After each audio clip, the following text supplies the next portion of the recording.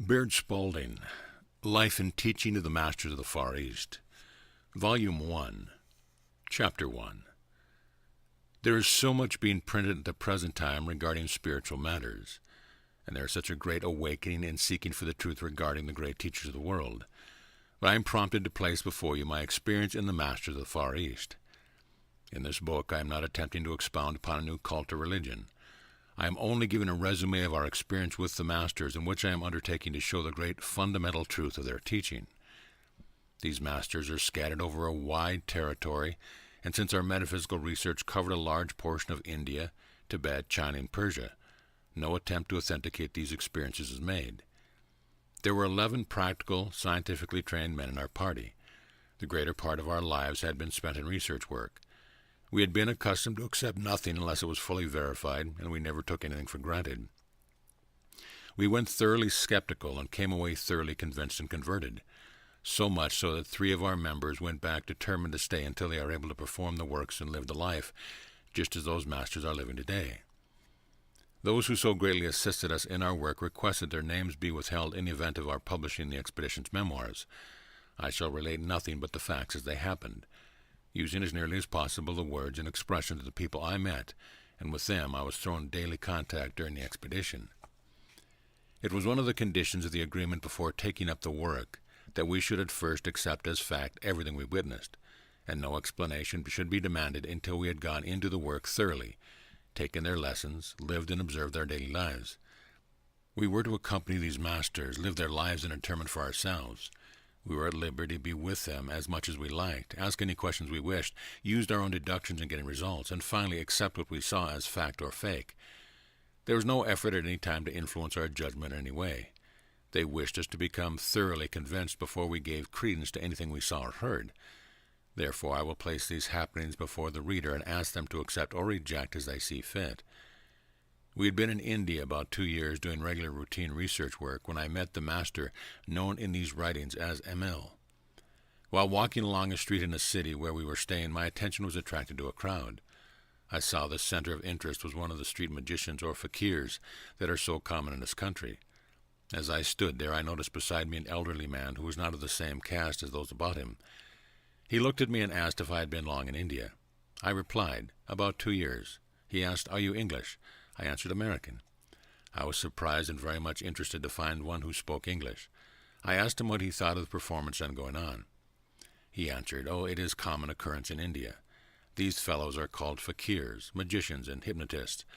They are all the name implies, but underneath it all is a deeper spiritual meaning that few discern, and good will come of it some day. It is but the shadow of the thing from which it sprang.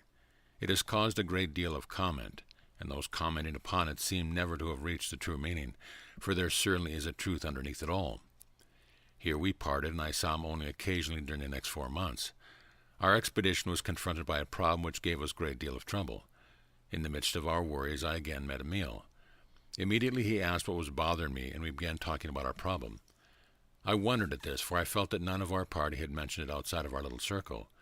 His familiarity with the situation was such that I felt the whole matter was known to him.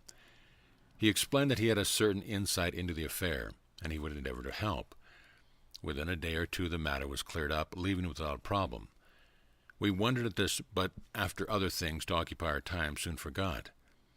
As other problems came up, it became a habit with me to talk them over with Emil. It seemed that as soon as I discussed our troubles with him, they would cease to exist. My associates had met and talked with Emil, but I had said little to them about him. By this time I had read a number of books on Hindu lore selected by Emil, and I was fully convinced that he was one of the adepts. My curiosity was keenly aroused, and I was becoming more deeply interested each day. One Sunday afternoon, Emil and I were walking in a field when he called my attention to a pigeon circling overhead, and he casually remarked that the bird was looking for him. He stood perfectly still, and in a few moments the bird alighted upon his outstretched arm. He said the bird has a message from his brothers in the north.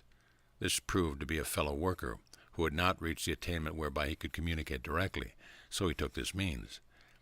We later found out that the masters are able to communicate with each other instantly by thought transference, or as they call it, a force much more subtle than either electricity or wireless. I then began to ask questions, and Emil showed me that he was able to call the birds to him and direct their flight while they were in the air. and the flowers and trees would nod to him, that the wild animals would come to him fearlessly. He parted two jackals that were fighting over the body of a smaller animal that they had killed and were feeding upon. When he approached them, they stopped fighting and put their heads in his outstretched hands in perfect trust, then resumed their meal in quiet. He even gave me one of the young wild creatures to hold in my hands. He then said to me, "This is not the mortal self, the self you see, that is able to do these things. It is a truer, deeper self.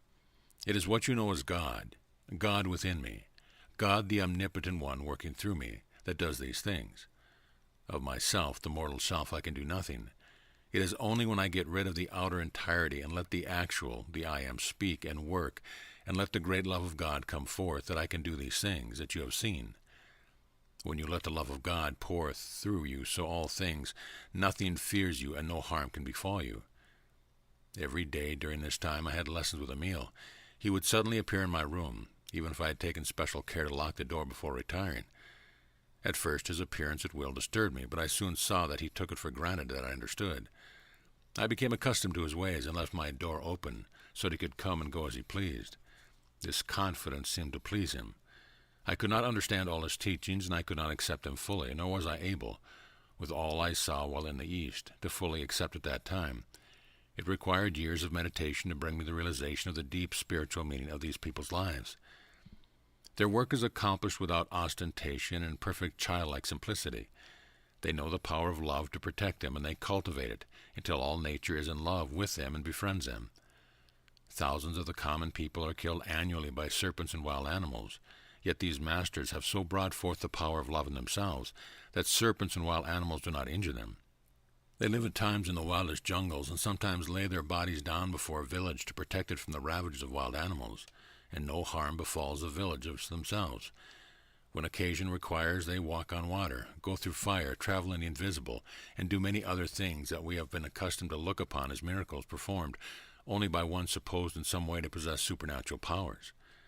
There is a striking resemblance between the life and teaching of Jesus of Nazareth and those of these masters exemplified in their daily life. It has been thought impossible for man to derive his daily supply directly from the universal, to overcome death and to perform the various so-called miracles that Jesus performed while on earth. The masters prove that all these are their daily life. They supply everything needed for their daily wants directly from the universal, including food, clothing, and money. They have so far overcome death that many of them now living are over 500 years of age, as was conclusively proved by their records. There are comparatively few of these masters in India. Other cults seem to be put offshoots of their teaching. They realize their number is limited, and that only a few scholars can come to them. In the invisible, however, they can reach almost unlimited numbers, and it seems to be the greater work of their lives to reach out into the invisible and help all who are receptive to their teaching. The teaching of Emil laid the foundation for the work which we were to take up years later in our third expedition to these countries, during which time we lived with the masters continuously for 3.5 years, traveled with them, and observed their daily lives and work throughout the Far East. Chapter 2. For the outset of our third expedition, in which we took up the metaphysical research work, our little party assembled at Patal, a small village in the remote part of India. I had written Emil that we were coming, but did not write the object of our trip, nor did I even mention the number in our party. Much to our surprise, we found complete preparations had been made for our entire party, and that Emil and his associates knew our complete plans. Emil had rendered us a remarkable service while in southern India, but the service rendered from this time on surpassed all description. To him and the wonderful souls we met, I wish to give all credit for the success of the entire undertaking. We arrived at Patal from where the expedition was to start, late in the afternoon of December 22nd, 1894, and found we were to start Christmas morning upon what was to be the most memorable expedition of our whole lives. I never shall forget the few words Emil said to us that morning. These words were delivered in fluent English, although the speaker did not boast of English education, and he had never been out of the Far East. He began by saying, "'Tis Christmas morning. To you I suppose it is the day Jesus of Nazareth the Christ was born. To you the thought must come that he was sent to remit sins. To you he must typify the great mediator between you and your God. You seem to appeal to Jesus as a mediator between you and your God, who seems to be a stern and at times an angry God, sitting off somewhere in the place called heaven, located where I do not know. except it be a man's consciousness. You seem to be able to reach God only through his less austere and more loving Son, the great and noble one whom we all call blessed, and whose advent into the world this day commemorates. To us this day means more. To us this day not only means the advent into this world of Jesus the Christ, but also this birth typifies the birth of Christ in every human consciousness. This Christmas day means the birth of the great Master and Teacher, the great liberator of mankind from material bondage and limitation. To us this great soul came to earth to show more fully the way of the real God, the great omnipotent, omnipresent, omniscient one, to show that God is all goodness, all wisdom, all truth, all in all. This great Master who came to this world this day was sent to show more fully that God not only dwells without us, but within us, that he never is, nor can be separated from us or any of his creatures, that he is always a just and loving God, that he is all things, knows all, and is all truth. Had I the understanding of all men, it is beyond my power to express to you, even in a humble way, what this holy birth means to us. We are fully convinced, and we hope you also will see that this great Master and Teacher came to us that we might have a fuller understanding of life here on earth, that all mortal limitations are but man-made, and in no way should they be interpreted. We know that the greatest of all teachers came to show more fully that the Christ in him and through him he did his mighty works in the same Christ that lives in you, in me, and in all mankind. That we can, by applying his teaching, do all the works that he did and greater works. We believe that Jesus came to show more fully that God is the one great and only cause of all things, that God is all. You may have heard it said that we believe Jesus received his early training among us. Perhaps some of us do believe. Let that be as it is. Does it matter whether his training came from among us or as a direct revelation from God, the one source from all things really exist? For when an idea from God-mind has been contacted by one man and sent out through the spoken word, cannot one or all again contact that thought in the universal? Because one has contacted the idea and sent it out, it does not follow that it is his particular possession. If he did appropriate and hold it, where would be room for receiving? To receive more, we must give out what we have received. If we withhold what we receive, stagnation will follow, and we will be like the wheel that generates power from the water and suddenly, of its own volition, begins to withhold the water which it is using. It will soon find itself stifled with inert water. It is only when the water is allowed to flow freely through it that it is of value to the wheel to create power. Just so with man. When he contacts God's idea, he must give them out in order to receive the benefit from them. He must allow all to do the same, that they may grow and develop as he is growing. I am of the opinion that what Jesus taught came to him as a direct revelation from God, as it no doubt has come to our great teachers. Are not all things of God? And whatever one human being can do, cannot all do? We believe you will be convinced that God is ever willing and ready to reveal himself to all men, as he has revealed himself to Jesus and others. The only requisite necessary is for each one to be willing to let God come forth. We believe with all sincerity that all are created equal, that all men are one man, that the mighty works done by Jesus can be done by all. You will see there is nothing mysterious about these works. The mystery is only in man's mortal concepts of them. We fully realize that you come to us with minds more or less skeptical. We trust you will live with us and know us as we really are, our work and the results accomplished. We leave you to accept or reject as you will. Chapter 3. We left this village for Azma, a smaller one about 90 miles distant. Emil assigned 2 younger men to accompany us. These men, fine and erect specimens of the Hindu type, were to have charge of the entire expedition.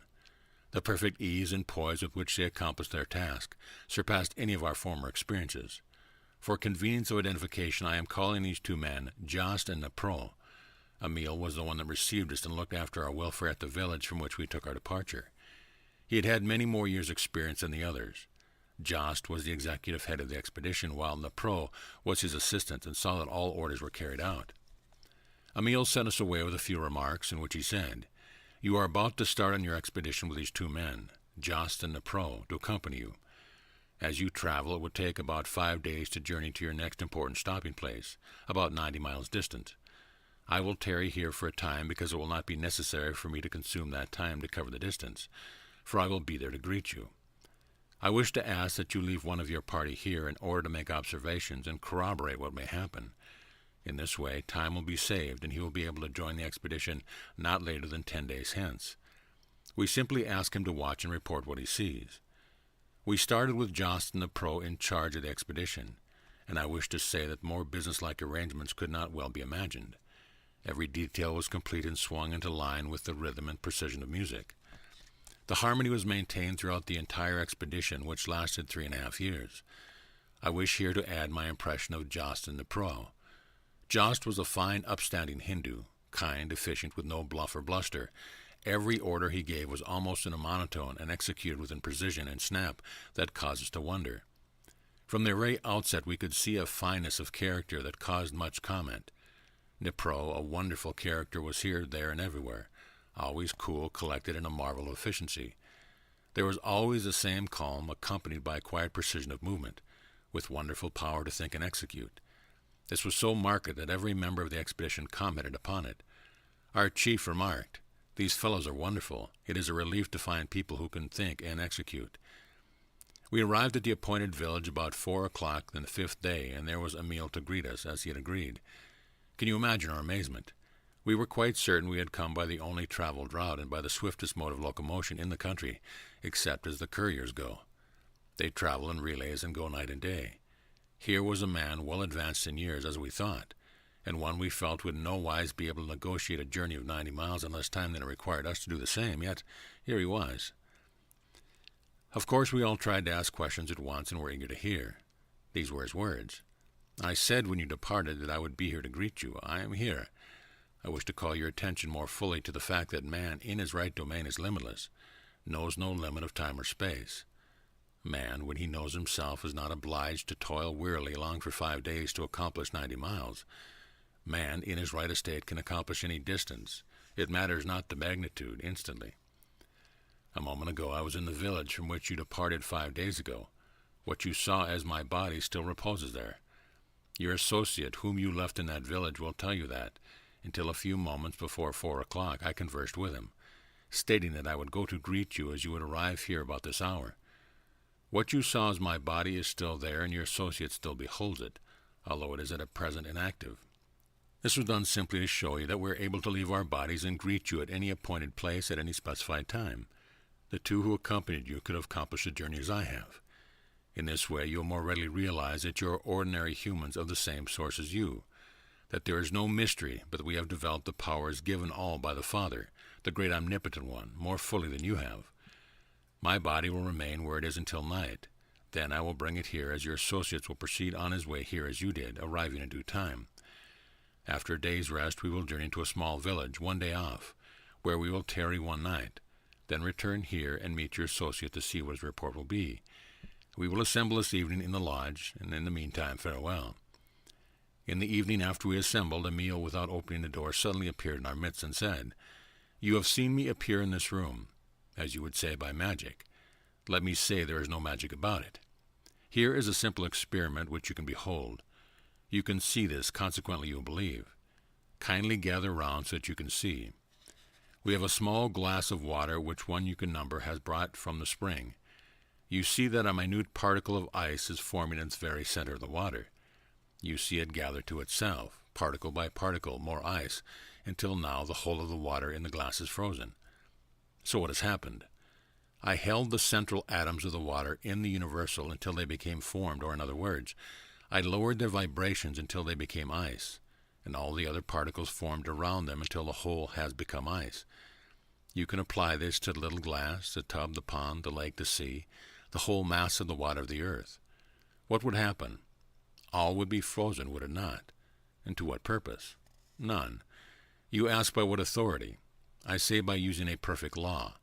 But in this case, to what end?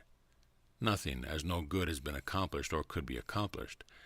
Had I gone on determined to carry this out fully, what would have happened? The reaction? To whom? To me. I know the law, and what I express returns to me as truly as I express it. Therefore I express only the good, and the good returns to me only as good.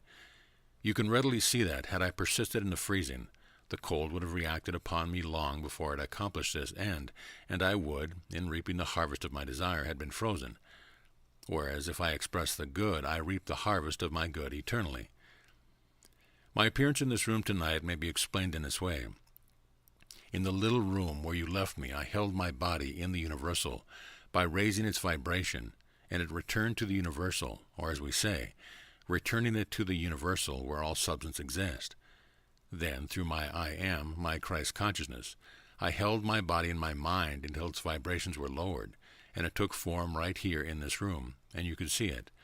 Wherein is there any mystery? Am I not using the power or the law given me by the Father through the beloved Son? Is not this Son you and I and all mankind? Wherein lies the mystery? And there is none. Consider the faith represented by the mustard seed.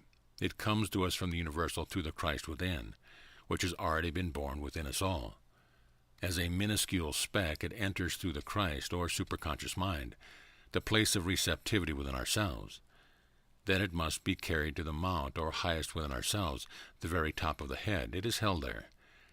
We must then allow the Holy Spirit to descend. Now comes the admonition.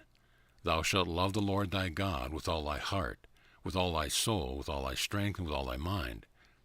Think, does the meaning come? Heart, soul, strength, mind.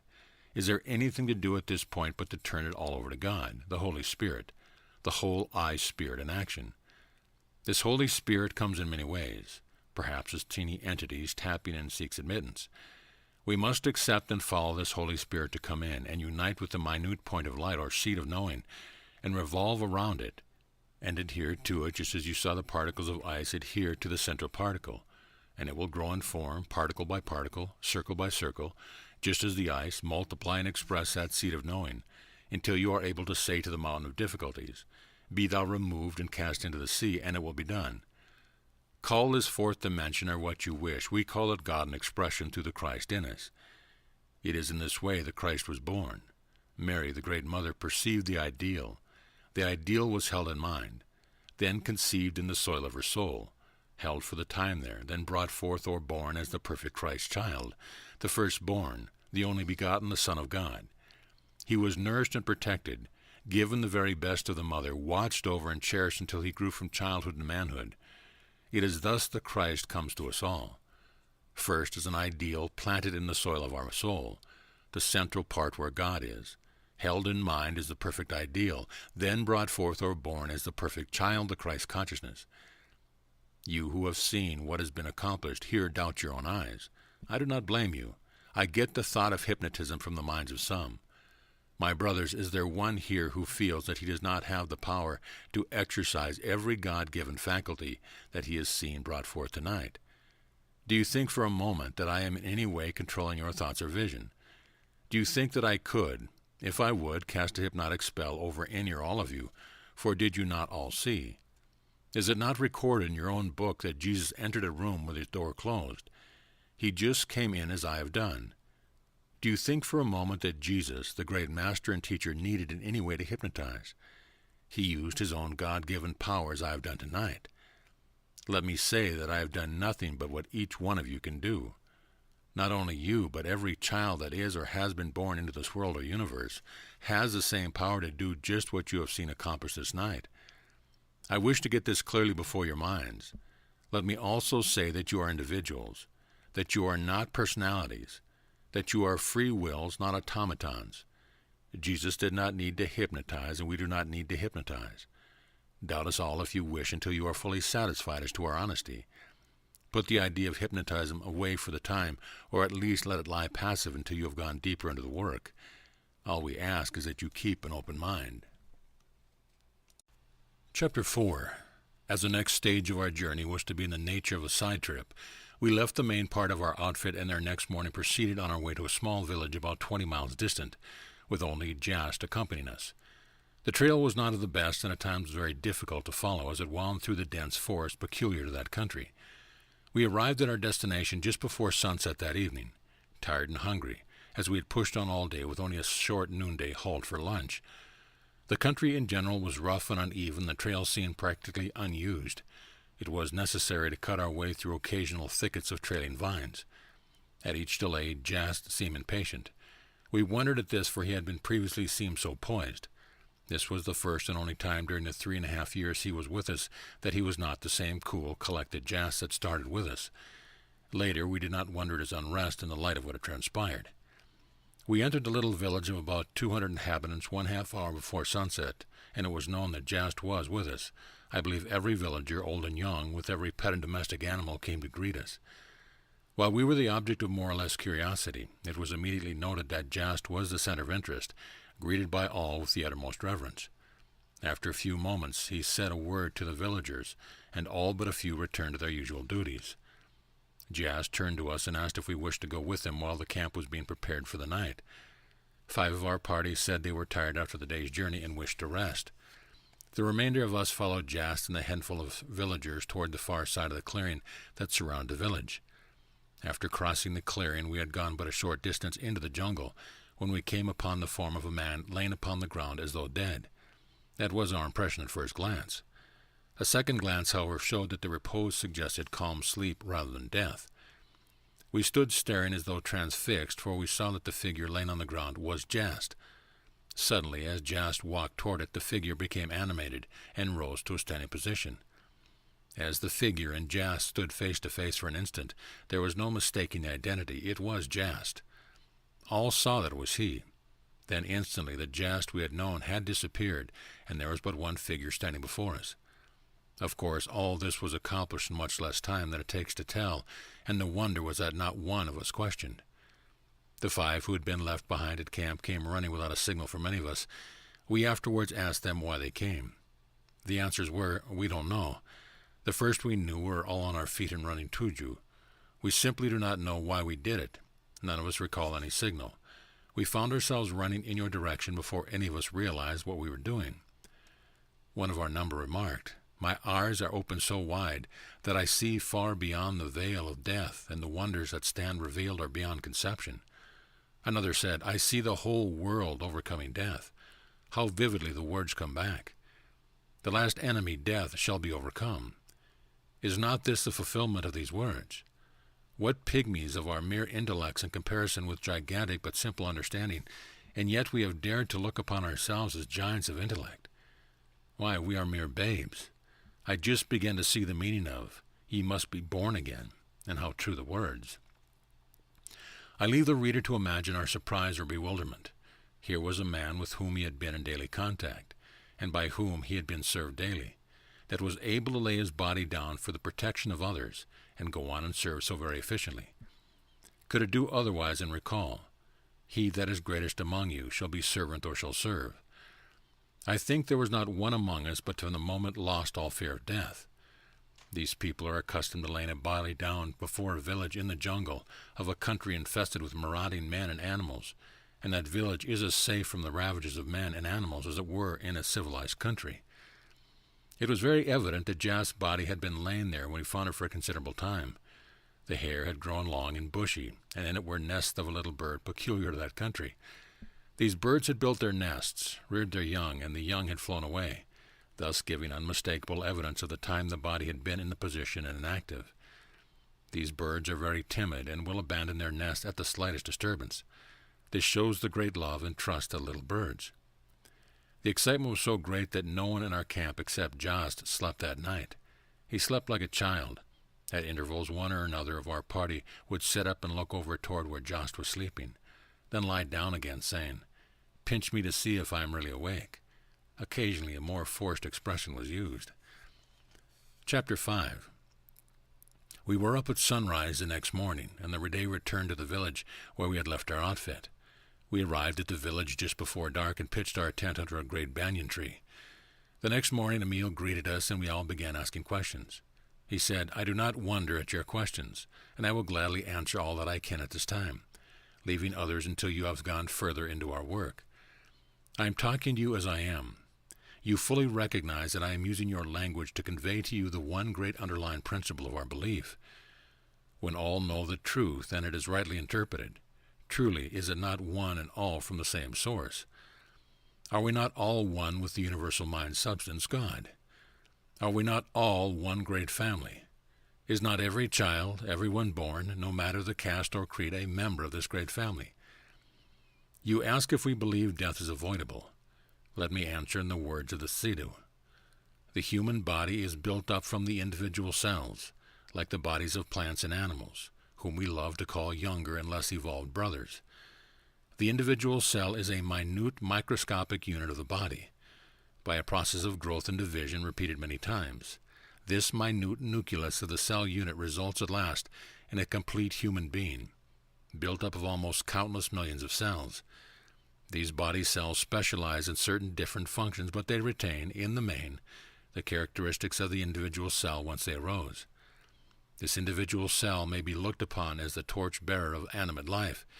It passes on from generation to generation the latent fires of God, the vitality of all living beings, with an unbroken ancestry reaching back to the time when life first appeared on this planet.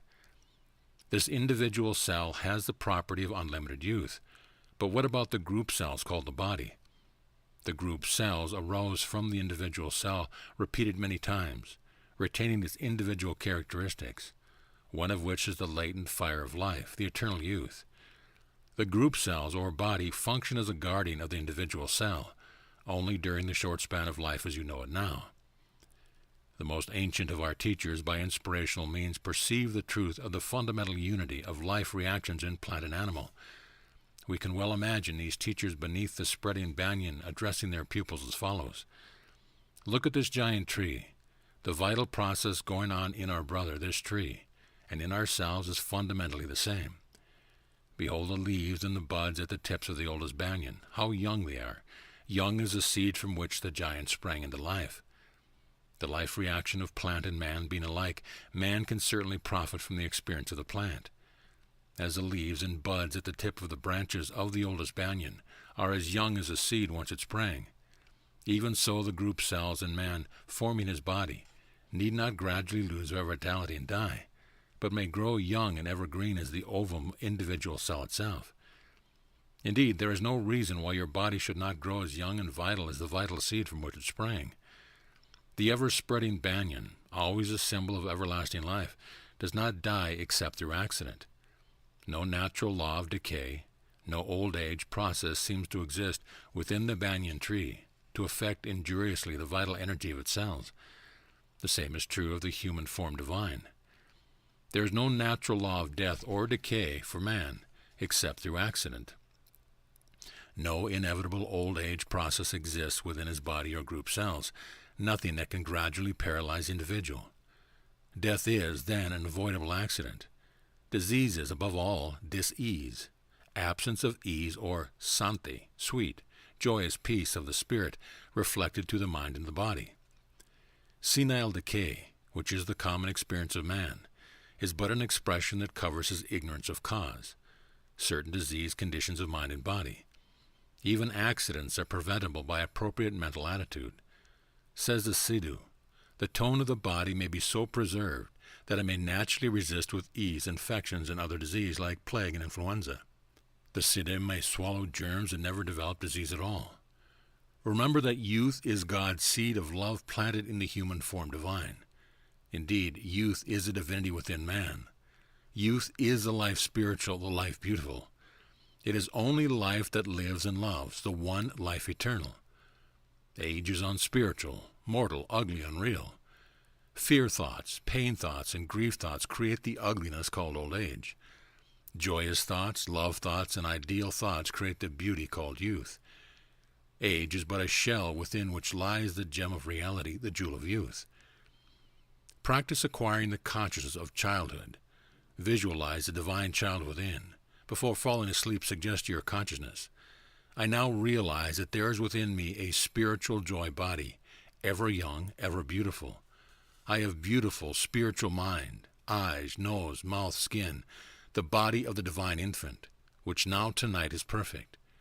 Repeat this affirmation and meditate upon it quietly while falling asleep. Upon rising in the morning, suggest to yourself aloud, well, dear, addressing yourself by name, there is a divine alchemist within. By the spiritual power of these affirmations, during the night a transmutation takes place, and the unfolding from within, the Spirit, has saturated the spiritual body in the spiritual temple. The inner alchemist has caused dead and worn-out cells to fall, and the gold of new skin to appear with perpetual health and loveliness. Truly divine love in demonstration is eternal youth. The divine alchemist is within my temple, constantly coining new and beautiful baby cells. The spirit of youth is within my temple, this human form divine, and all is well. Om Shanti Shanti Shanti. Learn to smile in the sweet way of a child.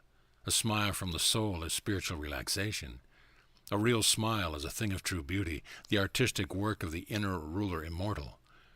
It is well to affirm, I think a kind thought for all the world. May all the world be happy and blessed. Affirm before taking up the work for the day, within me there is a perfect form, the form divine. I am now all that I desire to be. I visualize daily my beauty being until I breathe into it expression. I am a divine child. All my needs are being now and forever supplied. Learn to thrill yourself. Affirm, infinite love fills my mind and thrills my body with its perfect life. Make everything bright and beautiful about you. Cultivate a spirit of humor. Enjoy the sunshine. You understand that I am quoting from the teaching of Sidhus. They are the oldest teachers known, and their teaching antecedes all history by thousands of years. They went about teaching the people and showing them the better way of life, even before man knew the simple arts of civilization. It is from their teaching that the system of rulers sprang. But these rulers soon wandered away from the realization that it was God expressing through them. Thinking it was themselves, the personal, who were doing the work, they lost sight of the spiritual and brought forth the personal or material, forgetting that all comes from the one source God. These rulers' personal concept gave rise to the great separations in belief and the wide diversity of thought. This is our concept of the Tower of Babel. The Sidhu have preserved throughout the ages the true inspirational methods of God, expressing through mankind and through all his creations, realizing that God is all, and that it is God manifesting through all. They have never deviated from this teaching. Thus they have preserved the great fundamental truth. Chapter 6. As we had considerable work to do before crossing the Himalayas, we decided upon this village as the most opportune place for our headquarters. The man we had left in the village to observe Emil joined us here, and reported that he had conversed with Emil until nearly 4 o'clock of the day he was to keep his appointment with us. Then Emil said he was about to keep his appointment. His body immediately became inactive, and he reposed upon the couch as though asleep. It was in this position until about 7 o'clock in the evening, when it gradually became more indistinct and disappeared. It was at this time in the evening that Emil came to us and lodged at the little village. The reason was not far enough advanced for us to attempt the mountain passes. You will note that I say for us. By this I mean the members of our little party. For by this time we had begun to look upon ourselves as mere impediments. We realized that our 3 great friends, you will note that I call them all great, for indeed they were, could have negotiated the distance that we covered in far less time than it took us, but they were uncomplaining. We had made a number of short trips from our headquarters with either Jost or Naprau accompanying us, and in every instance they had shown their sterling qualities and worth. On one of these trips, Emil, Jost, and Naprau accompanied us to a village where a temple called the Silence Temple. The temple, not made by hands, is located. This village contains the temple and the house of the attendants, and is located on the former site of a village that had been nearly destroyed by the ravages of wild animals and pestilence. We were told that the masters visited this spot and found a few inhabitants left of about 3,000 population. They ministered to them, and the ravage of the wild animals and pestilence ceased. The few villagers vowed that, if they were spared, they would, from that time on, devote their lives to God, serving him in any way he chose. The masters left, and when they returned later, they found the temple erected and attendants in charge. The temple is very beautiful, situated on an elevation overlooking a wide expanse of country. It is about 6,000 years old, is made of white marble, and has never needed repairs. As a piece chipped off replaces itself, as was proven by members of our party. Emil said, "This is called the Temple of Silence, the place of power. Silence is power.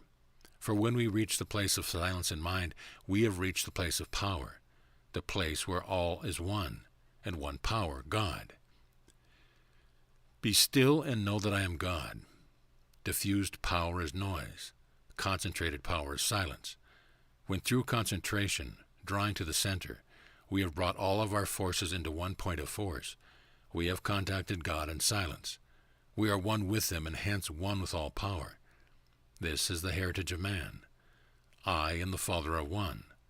This is but one way to be one with the power of God, and that is consciously to contact God. This cannot be done in the without, for God manifests from within. The Lord is in his holy temple. Let all the earth keep silent before him. Only as we turn from the without to the silence of the within can we hope to make conscious union with God. We will realize that his power is for us to use, and we will use it at all times. Then we will know that we are one with his power. Then will humanity be understood. Man will learn to let go of self-delusion and vanities. He will realize his ignorance and littleness. Then will he be prepared to learn. He will realize that the proud cannot be taught. He will know that only the humble can perceive the truth. His feet will feel the firm rock. He will no longer stumble. He will be poised in decision. To realize that God is the only power, substance, and intelligence may be confusing at first. But when man does realize the true nature of God and brings him forth into active expression, he will use his power at all times. He will know that he consciously contacts his power at all times when he eats, when he runs, when he breathes, or when he does the great work before him. Man has not learned to do the greater works of God because he has not realized the greatness of God's power and has not known that God's power is for man's use. God does not hear us through our loud and vain repetition, nor our much speaking. We must see God through the Christ within, the invisible connection which we have within ourselves. When the Father within is worshipped in spirit and truth, he hears the calls of that soul which sincerely opens to him. The one who makes the connection with the Father in secret will feel the power flowing through him as the fulfillment of every desire. For he that sees the Father in the secret place of his own soul, and there abides, him the Father will reward openly. How often Jesus disclosed his individual contact with the Father. See how he constantly held himself in conscious communication with God within. See how he talked with him, as though he were personally present. See how powerful a secret inner relationship made him. He recognized that God does not speak in the fire, the earthquake, or the great wind, but in the still small voice deep in our own souls. When man learns this, he will become poised. He will learn to think things through. Old ideas will drop away, new ideas will be adjusted. He will soon find the ease and efficiency of system. He will learn at last to take all the questions that perplex him into the silent hour. There he may not solve them, but he will become familiar with them. Then he will not need to go hurrying and battling through the day and feel that his purpose has been defeated. If man would come to know the greater stranger himself, let him enter his own closet and shut the door. There he will find his most dangerous enemy, and there he will learn to master him. He will find his true self. There will he find his truest friend, his wisest teacher, his safest advisor, himself. There he will find the altar upon which God is the undying fire, the source of all goodness, all strength, all power, himself. He will know that God is in the deepest part of the silence. He will find that within himself abides the Holy of Holies. He will feel and know that his every desire is in God's mind and is, therefore, God's desire. He will feel and know the closeness of the relationship of God and man, the Father and the Son. He will realize that only in consciousness has there been any separation of these which have seemed two, just as his spirit and his body have seemed to be two, but which in reality are one. God fills both heaven and earth. It was this great revelation that came to Jacob in the silence. He had slept on the stone of materiality. In a great burst of divine illumination, he saw the outer is but the outpressing or expression of the image held within. So impressed was he by this that he called out, "Surely the Lord, or law, is in this place, the earth or body, and I knew it not. This is none other but the house of God, and this is the gate to heaven." Man will realize, as Jacob did, that the real gate to heaven is through his own consciousness. It is this ladder of consciousness revealed in a vision to Jacob, which each of us must climb before we can enter that silent secret place of the Most High, and find that we are in the very center of every created thing, one with all things visible and invisible, in and of the omnipresence. In Jacob's vision, he was shown the ladder reaching from earth to heaven. He saw the angels of God descending and ascending upon it. God's ideas descending from spirit to form and ascending again. It was the same revelation that came to Jesus when the heavens were opened unto him, and he saw the wonderful law of expression, whereby ideas conceived in divine mind come forth into expression and manifest as form. So perfectly was this law of expression revealed to the Master, that at once he saw all form may be transformed or changed in form, through a change of consciousness in regard to it. His first temptation was to change the form of stone to that of bread to satisfy personal hunger. But with the revelation of this law of expression came the true understanding that stones, as well as all other visible forms, have come forth from the universal mind substance, God, and are in themselves true expressions of divine mind. And all things desired, not formed, are stilled in the universal mind substance, ready to be created or brought forth to fill every desire. Thus the need for bread but showed that the substance with which to create bread or any other need thing is at hand without limitation, and bread can be created from this substance just as well as stones can be created therefrom.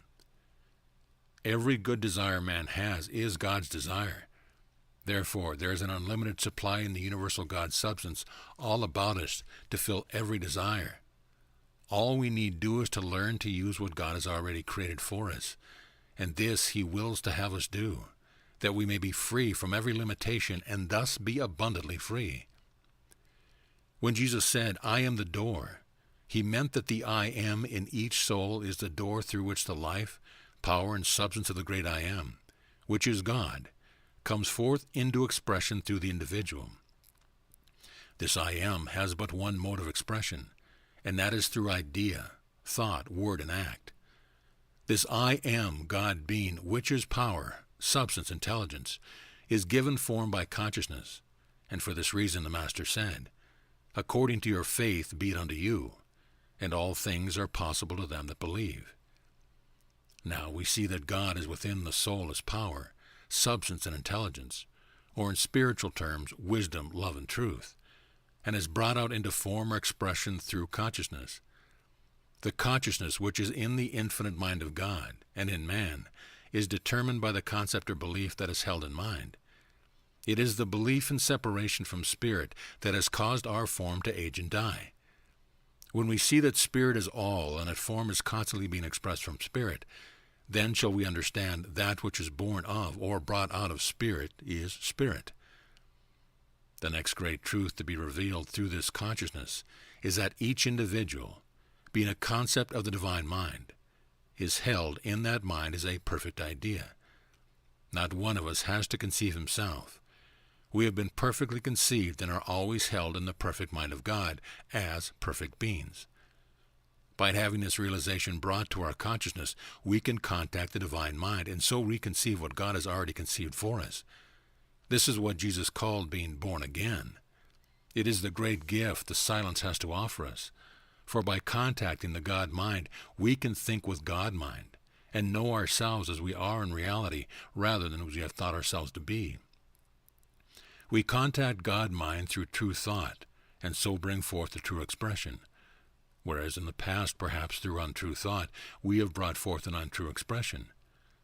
But whether the form be perfect or imperfect, the being of the form is perfect God power, substance, and intelligence. It is not the being of the form that we wish to change, but the form that being has assumed. This is to be done through the renewing of the mind, or through the change from the imperfect to the perfect concept, from the thought of man to the thought of God. How important then to find God, to contact him, to be one with him, and to bring him forth into expression. How equally important is the silence or the stilling of the personal mind, that the God mind in all its splendor may illumine the consciousness. When it does, then we shall understand how the Son of Righteousness, the right use-ness, shall rise with healing in his wings. The mind of God floods consciousness as sunshine floods a darkened room. The infusion of the universal mind into the personal mind is like the entrance of the vastness of the outside air into the impurity of that which has long been held in some close compartment. It stands alone, supreme, and we realize that we are to build but one temple. The temple of the living God is the blending of the greater with the lesser, through which the lesser becomes one of the greater. The impurity was caused by the separation of the lesser from the greater. The purity is caused by their union, so that no longer is there a greater and a lesser, but just the one good, whole, pure air. Even so must we know that God is one, and all things visible and invisible are one with him. It is a separation from him that has caused sin, sickness, poverty, and death. It is union with him that causes one to become a whole being, or to become conscious of being whole. The separation from unity is the descent of the angels on the ladder of consciousness. The return to the unity is the ascent of the angels upon the ladder. The descent is good, for unity then becomes expressed in diversity. But in diversity there need be no concept of separation. That which is diversity has been misconceived from the personal or external viewpoint to be separation. The great work for each soul is to lift the personal viewpoint to such heights in consciousness that it becomes one with the whole. When all can meet with one accord in one place, that place in consciousness where it is understood that all things visible and invisible have their origin in the one God, then we stand upon the Mount of Transfiguration. At first we see Jesus, and with him Moses and Elias, or law and prophecy and the Christ, the power within man to know God. And we think to build 3 temples, but the deeper meaning comes.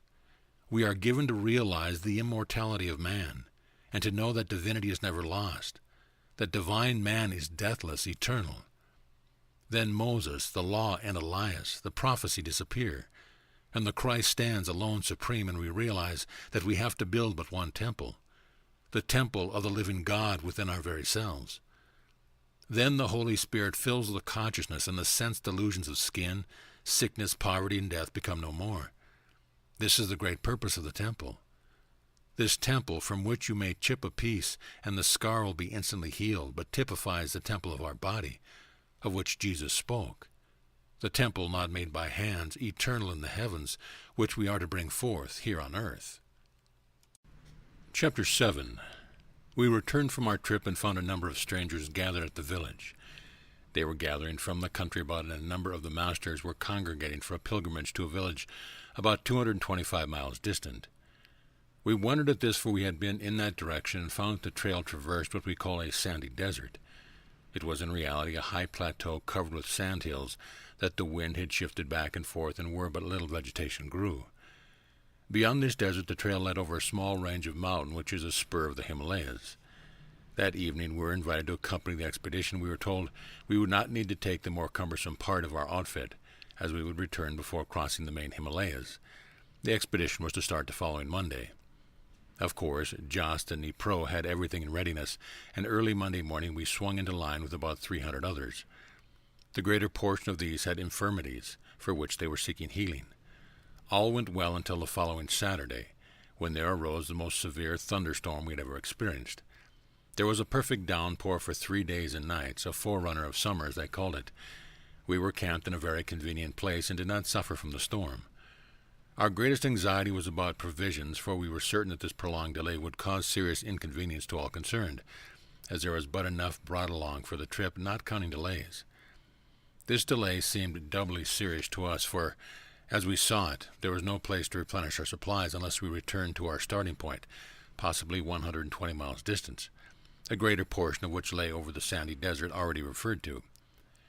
Thursday morning the sun rose clear and beautiful, but instead of pushing on as we had expected, we were told that we would wait where we were until the trails had dried and the rivers had receded, so we could proceed more comfortably. We were all fearless lest our provisions should be exhausted. One of our party voiced his fear. Emil, who had charge of the whole outfit, came to us and said, "You need not fear. Does not God take care of all of his creatures, both great and small? And are we not his creatures? You will see that here I have a few kernels of corn or corn seed. I will plant them. By this act I have definitely said that I want corn. I have formed corn in my mind. I have fulfilled the law, and in due season it will come forth. Is it necessary for us to wait the long, arduous process that nature in her slow growth and unfoldment will take in order to grow corn? If so, we would be obliged to wait a long, hard time to obtain it. Why not use a higher or more perfect law given us by the Father to produce it? All that is required is to become quiet and visualize our idealized corn, and we can have corn cured, ready for use. If you doubt it, you can gather it, grind it into meal, then make it into bread. Then before us was corn grown and cured, so that we did gather it and grind it, and afterwards made it into bread. Then Emil went on to say, "This you have seen and believe, but why not use a more perfect law and bring forth a more perfect thing, or exactly what you want, bread? You will see by using this more perfect, or as you would say, more subtle law, I am able to bring forth exactly what I need, bread." And as we stood there spellbound, a large loaf of bread was in his hands. Nor did the supply stop until there were 40 loaves upon the table before us, placed there apparently by Emil himself. He remarked, "You see, there is sufficient for all. If not sufficient, more can be supplied until there is enough and to spare." We all ate the bread and pronounced it good. Emil continued, "When Jesus at Galilee asked Philip, 'Whence shall we buy bread?' he did this to try him, for within himself he knew full well there was no necessity to buy the bread needed to feed the assembled multitude, nor to secure it through the material market then in existence. He saw the opportunity to prove to his disciples the power of bread leavened or increased by the Spirit. How often man in the mortal concept thinks as did Philip. He was calculating, as human consciousness is calculating today, from the visible supply on hand, thinking he had only so much bread or so much supply or so much money with which to buy. Jesus recognized that the one in Christ's consciousness knows no limitation. He then, in Christ's consciousness, looked to God as the source and creator of all, and gave thanks for the power and substance right at hand to fill every want. He then broke and distributed, through his disciples, to those in outer need until the need was supplied, and there remained 12 baskets over. Jesus never depended on the oversupply of another to fill his need, nor the need of another, but he taught that our supply is right at hand in universal substance, where all supply exists, and all we need do is to create it or bring it forth. Just so, when Elisha multiplied it to widow's oil, he did not apply to someone having an overabundance of oil, for had he done this, the supply would have been limited. He contacted the universal, and only limit to the supply was that all the vessels were filled. The supply could have flowed on until this day had there been vessels to receive it. And this is not hypnotism. None of you feel that you are any way under a hypnotic spell. Let me say that the only hypnotism is the self-hypnotism of believing that each and every one cannot do the perfect works of God and create the desired condition or thing. For is not the need itself the desire to create? Instead of unfolding and creating as God wills us to create, you fold up in your little shells and say, "Well, I can't," and you hypnotize yourselves into actually believing that you are separate entities apart from God. You simply fall short of your perfect creation or expression. You do not let God express perfectly through you, as it is his desire to do. Did not Jesus the great Master say, "The works that I do you shall do also, and greater works than these shall ye do"?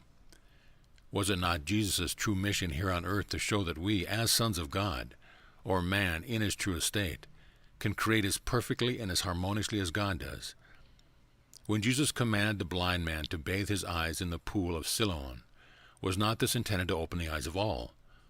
All were to see that Jesus was sent by the Father to show us that the Father intended us to create exactly as he creates. All are to do the perfect work as Jesus did by recognizing the Christ in himself and in all. I can go one step further. This loaf I just received and held in my hand is consumed as though burned by fire. What happened?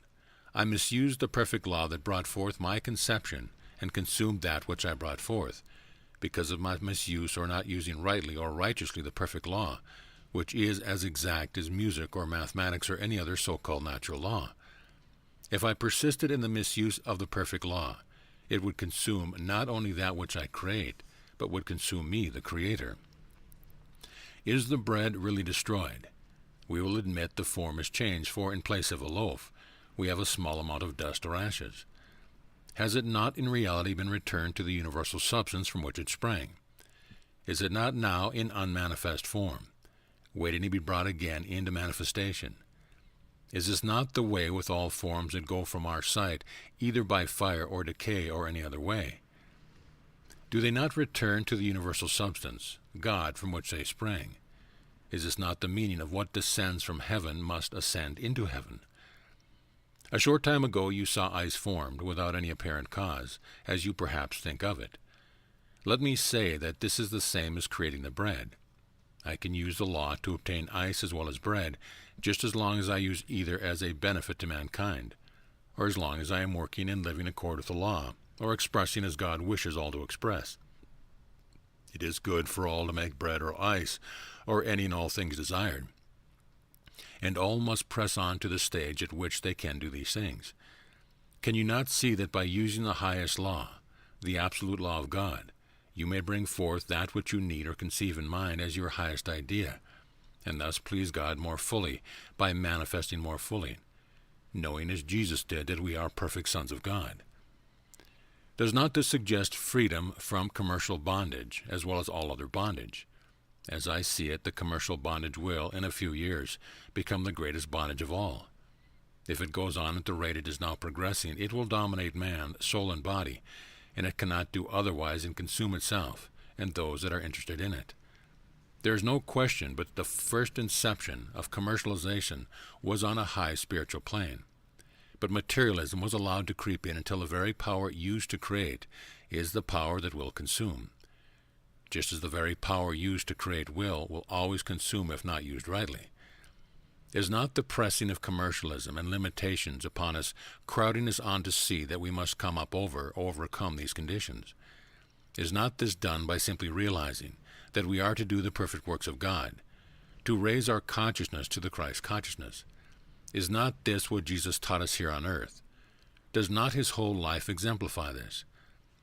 My dear brothers, do you not see that in the beginning there was the Word, and the Word was with God? At this time, everything to be formed later was in unmanifest form, in the universal mind substance, or as expressed by some, in chaos. This word, in the original, was actuality. This word chaos is misinterpreted to mean a turbulent or warring state, instead of the deep, spiritual state of actuality, always awaiting a definite, creative spoken word through which it can spring forth into manifest form. When God principle desired to bring forth the world out of the universal mind substance, God was quiet and contemplative. In other words, God saw an ideal world. He held in mind that substance of which the world was to be formed, a sufficient time to lower its vibration. Then he spoke the word, and the world was formed. Or, as we might say, God visualized a mental pattern or mold into which could flow the substance needed to make the world, and it came forth a perfect form, built upon the pattern which was held in consciousness. All these things might have been thought of by God, infinite power. He might have wished during an indefinite time that they were formed and made visible. Had not the definite spoken word been put forth in the formless ether, nothing would have been created or brought forth into visible form. In order to establish in visible results the thought and desires of even an infinite, omnipotent Creator, and being orderly forms out of actuality, it took the definite, positive, let there be, so must we take the definite step. God is holding the ideal perfect world in mind in every detail, and it is bound to come forth as a heaven or perfect home, where all his children, all his creatures, and all his creations may dwell in peace and harmony. This is the perfect world that God saw in the beginning, and the one he is thinking into existence right now, and the time of its manifestation lies in our acceptance of it. When we can come to the one place and know that we are all one man, and know that we are all members of God's body, as much as one member of our body is a part of the whole body, then we are in and of God's kingdom, heaven here on earth now. To make this manifest, realize that there is nothing material in heaven. All is spiritual. Realize that heaven is a perfect state of consciousness, a perfect world here on earth now, and all we need to do is accept it. It is here all about us, waiting for us to open the inner eye. Through the eye our body shall be made light, the light which is neither of the sun nor moon but of the Father, and the Father is right here in the very innermost part of our being. We must sufficiently realize that there is nothing material, that all is spiritual. Then we must think of that wonderful God-given spiritual world, which is right here now if we can realize it. Do you not see that God created all in this way? Did not God first become quiet and contemplative and see the light? Then he said, "Let there be light." And it was so. In the same way he said, "Let there be a firmament," and it was so. And likewise with other creations. He held each form or ideal steadfast in consciousness, then spoke the word, and the ideal was brought forth. Just so with man. God said, "Let us make man in our image, after our likeness, and give him dominion over all." God, all good, created all things good, man the greatest and last with full dominion over all. Then man saw only good, and all was good until man separated himself from God and saw duality or two. Then he, by his thought, created two, one good and the other the opposite. For if there were two, there would be opposites, good and evil. Thus evil came through man's perfect power to express or bring forth that which he gazed upon. If man had not seen evil, evil would have been given no power of expression. Only the good would have been expressed, and we would be as perfect as God sees us today. Would not heaven always have been on earth as God sees it, and as we must all see it to make it manifest? Jesus had a perfect right to say that he came from heaven, for did not all come from heaven, the great universal mind substance? Since man was created in the image and likeness of God, did not God give man the power to create exactly as he creates? And does not God expect man to use the power as freely as he uses it, and exactly the same way? By first perceiving the need, then conceiving the good, the ideal, with which to fill the mold that we hold in consciousness, and which is to be filled from the universal mind substance, then sending forth the word that is filled, that is so, and it is good. Jesus, when he was crucified, gave his flesh, the outer, what we see of the body, to prove that there is really a deeper or spiritual body, and it is the spiritual body that he manifested when he came forth from the tomb. This is the body of which he spoke when he said, "Destroy this temple, and in 3 days I will raise it up." He did this to show us we have the same spiritual body, and that we can do all the works that he did. There is no question that if Jesus had wished to do so, he could have saved himself. There is no doubt that he saw there was a great change taking place in his body. He also saw that those about him were not able to see that they also could bring forth the spiritual body, as he was attempting to have them see.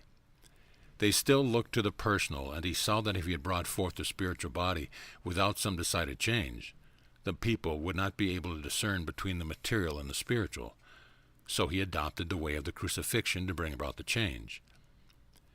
Truly, is not this the Christ in man, which the great Master Jesus, whom we all love and reverence, came to show?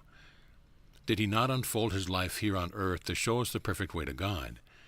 Can we do other than love this perfect ideal way when we once see it, whether it be planting seed, making bread, or doing the 1,000,001 things necessary to human existence? Are not these acts mere lessons carrying us on to the unfoldment? Some days we are to realize that we are truly sons of God, not servants, that as sons we can and do have all that the Father has, and that we can use it just as freely as our Father does. I admit this takes a mighty faith at first, one that usually must be taken step by step, and must be practiced faithfully like music or mathematics, until we come to the place of knowing. Then we are grandly, beautifully free. Could there be a better, truer example of this life than that of Jesus? Can you not recognize the power that in his name, Jesus the Christ made manifest, or God manifesting through the flesh man? Jesus came to the place where he relied wholly upon his deep knowledge or understanding of God, and this is how he did his mighty works. He did not rely upon his own will power or upon strong, concentrated thoughts. Neither must we rely upon our own willpower nor strong, concentrated thoughts, but upon the will of God. "'Tis not my will, but thine, O God, be done." Will to do the will of God. Do you not think that Jesus willed in all things to do the will of God, or to do what God willed him to do? You will note that very often Jesus is referred to as going into the high mountains. Whether he physically ascended a high mountain or not, I do not know. This I do know, that we must all ascend to the heights, the very highest in consciousness, to receive our illumination. This height means the very top of the head, and there, if the faculty is not developed, we must develop it by spiritual thoughts. Then from the heart, the love center, we must let love flow forth to balance all, and when this is done, by the Christ is revealed. The Son of Man perceives that he is the Son of God, the only begotten Son in whom the Father is well pleased. Then with constant love we must realize this for all. Just stop and think deeply for a moment and realize the countless number of the grains of sand on the seashore, the countless numbers of drops of water that go to make up the waters of the earth, the countless numbers of life forms in the waters of the earth. Then realize the countless numbers of rock particles that are contained in the whole earth, the countless number of trees, plants, flowers, and shrubs upon the earth, the countless number of forms of animal life upon the earth. Realize that all are the outpicturing of the ideal held in the great universal mind of God, that they all contain the one life, the life of God. Then think of the countless numbers of souls born upon this earth. Then realize that each soul is a perfect, outpictured, ideal image of God as God sees himself, that each soul is given that same power, expression, and dominion over all that God himself has. Do you not think that God wills or wishes man to unfold these godlike or God-given qualities, and do the works that God does through the inheritance given man by the Father, the one great universal mind in all, through all, and above all? Then realize that each person is an expression or pressing out from the unseen, the Spirit, indivisible form, a form through which God loves to express. When we realize and accept this, we can truly say as Jesus did, "Behold, a Christ is here." It is in this way that he attained his mastery over the worldly or fleshly self. He recognized, claimed, and accepted his divinity, then lived the life just as we must do. Chapter 8. After a delay of 8 days, we broke camp on Monday morning and proceeded on our way. The afternoon of the third day out, we came to the bank of a larger river. The stream was about 2,000 feet wide, running bank full, and the current was at least 10 miles per hour. We were told that this stream in ordinary times could be crossed at this place without any inconvenience. We decided to camp until morning and observe the rise and fall of the water. We were informed that we would be able to cross by bridge farther up the stream, but to reach this bridge would necessitate a tour of at least 4 days' hard travel. We felt that if the water was receding, it would be better to wait a few days rather than to undertake a long detour. It had been demonstrated to us that we need not take any thought as to our provisions, for from the day already referred to, when our provisions were exhausted, the whole company, consisting over 300 persons, had been supplied with an abundance of provisions from the invisible, as we called it. This supply was maintained for 64 days, until we returned to the village from which we started. Thus far, none of us had any idea of the true significance or meaning of the things we were experiencing. Neither were we able to see that these things were performed by definite law, a law that all can use. When we were assembled for breakfast next morning, we found 5 strangers in the camp.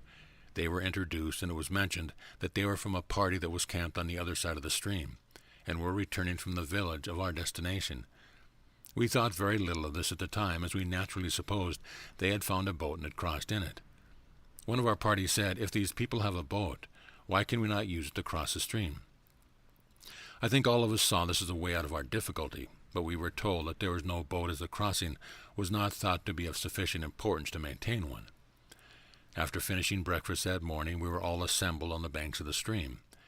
We noticed that Emile, Jost, and the Pro, with 4 others of our party, were talking with the 5 strangers. Jost came to us and said they would like to cross with the others to the camp on the other side of the stream, as they had decided to wait until the next morning to see if the water showed signs of receding. Of course, our curiosity was aroused, and we thought it rather foolhardy to attempt to swim a stream as swift as the one before us, just to make a friendly call upon our neighbor. We felt that swimming was the only way the crossing could be accomplished. When Jost rejoined the group, the 12, fully dressed, walked to the bank of the stream, and with the utmost composure stepped on the water, not into it. I never shall forget my feeling as I saw each of the 12 men step from solid ground upon the running water. I held my breath, expecting, of course, to see them plunge beneath and disappear. I found afterwards that that was the thought of all the party. At the time, I think each of us held his breath until they were all past midstream. So astonished were we to see these 12 men walking calmly across the surface of the stream, without the least inconvenience, and not sinking below the soles of their sandals. When they stepped from the water to the farthest bank, I felt that tons of weight had been lifted off my shoulder, and I believe this was the feeling of every one of the party, judging from the sighs of relief as the last man stepped ashore. It certainly was an experience that words fail to describe. The 7 belonging to our party returned for lunch. While the excitement was not so intense at the second crossing, every one of us breathed more freely when the 7 were safe ashore again. Not one of our party had left the bank of the stream that forenoon. There was very little discussion regarding what had witnessed, so engrossed were we with our own thoughts. It was decided that afternoon that we would be obliged to make the detour to the bridge in order to cross the stream. We were up early next morning, ready to proceed on the long detour. Before we started, 52 of the company walked calmly down to the stream and cross, the same as the 12 had done the day before. We were told that we would be able to cross with them, but none of us had the faith to make the attempt. Jostin the pro insisted upon accompanying us.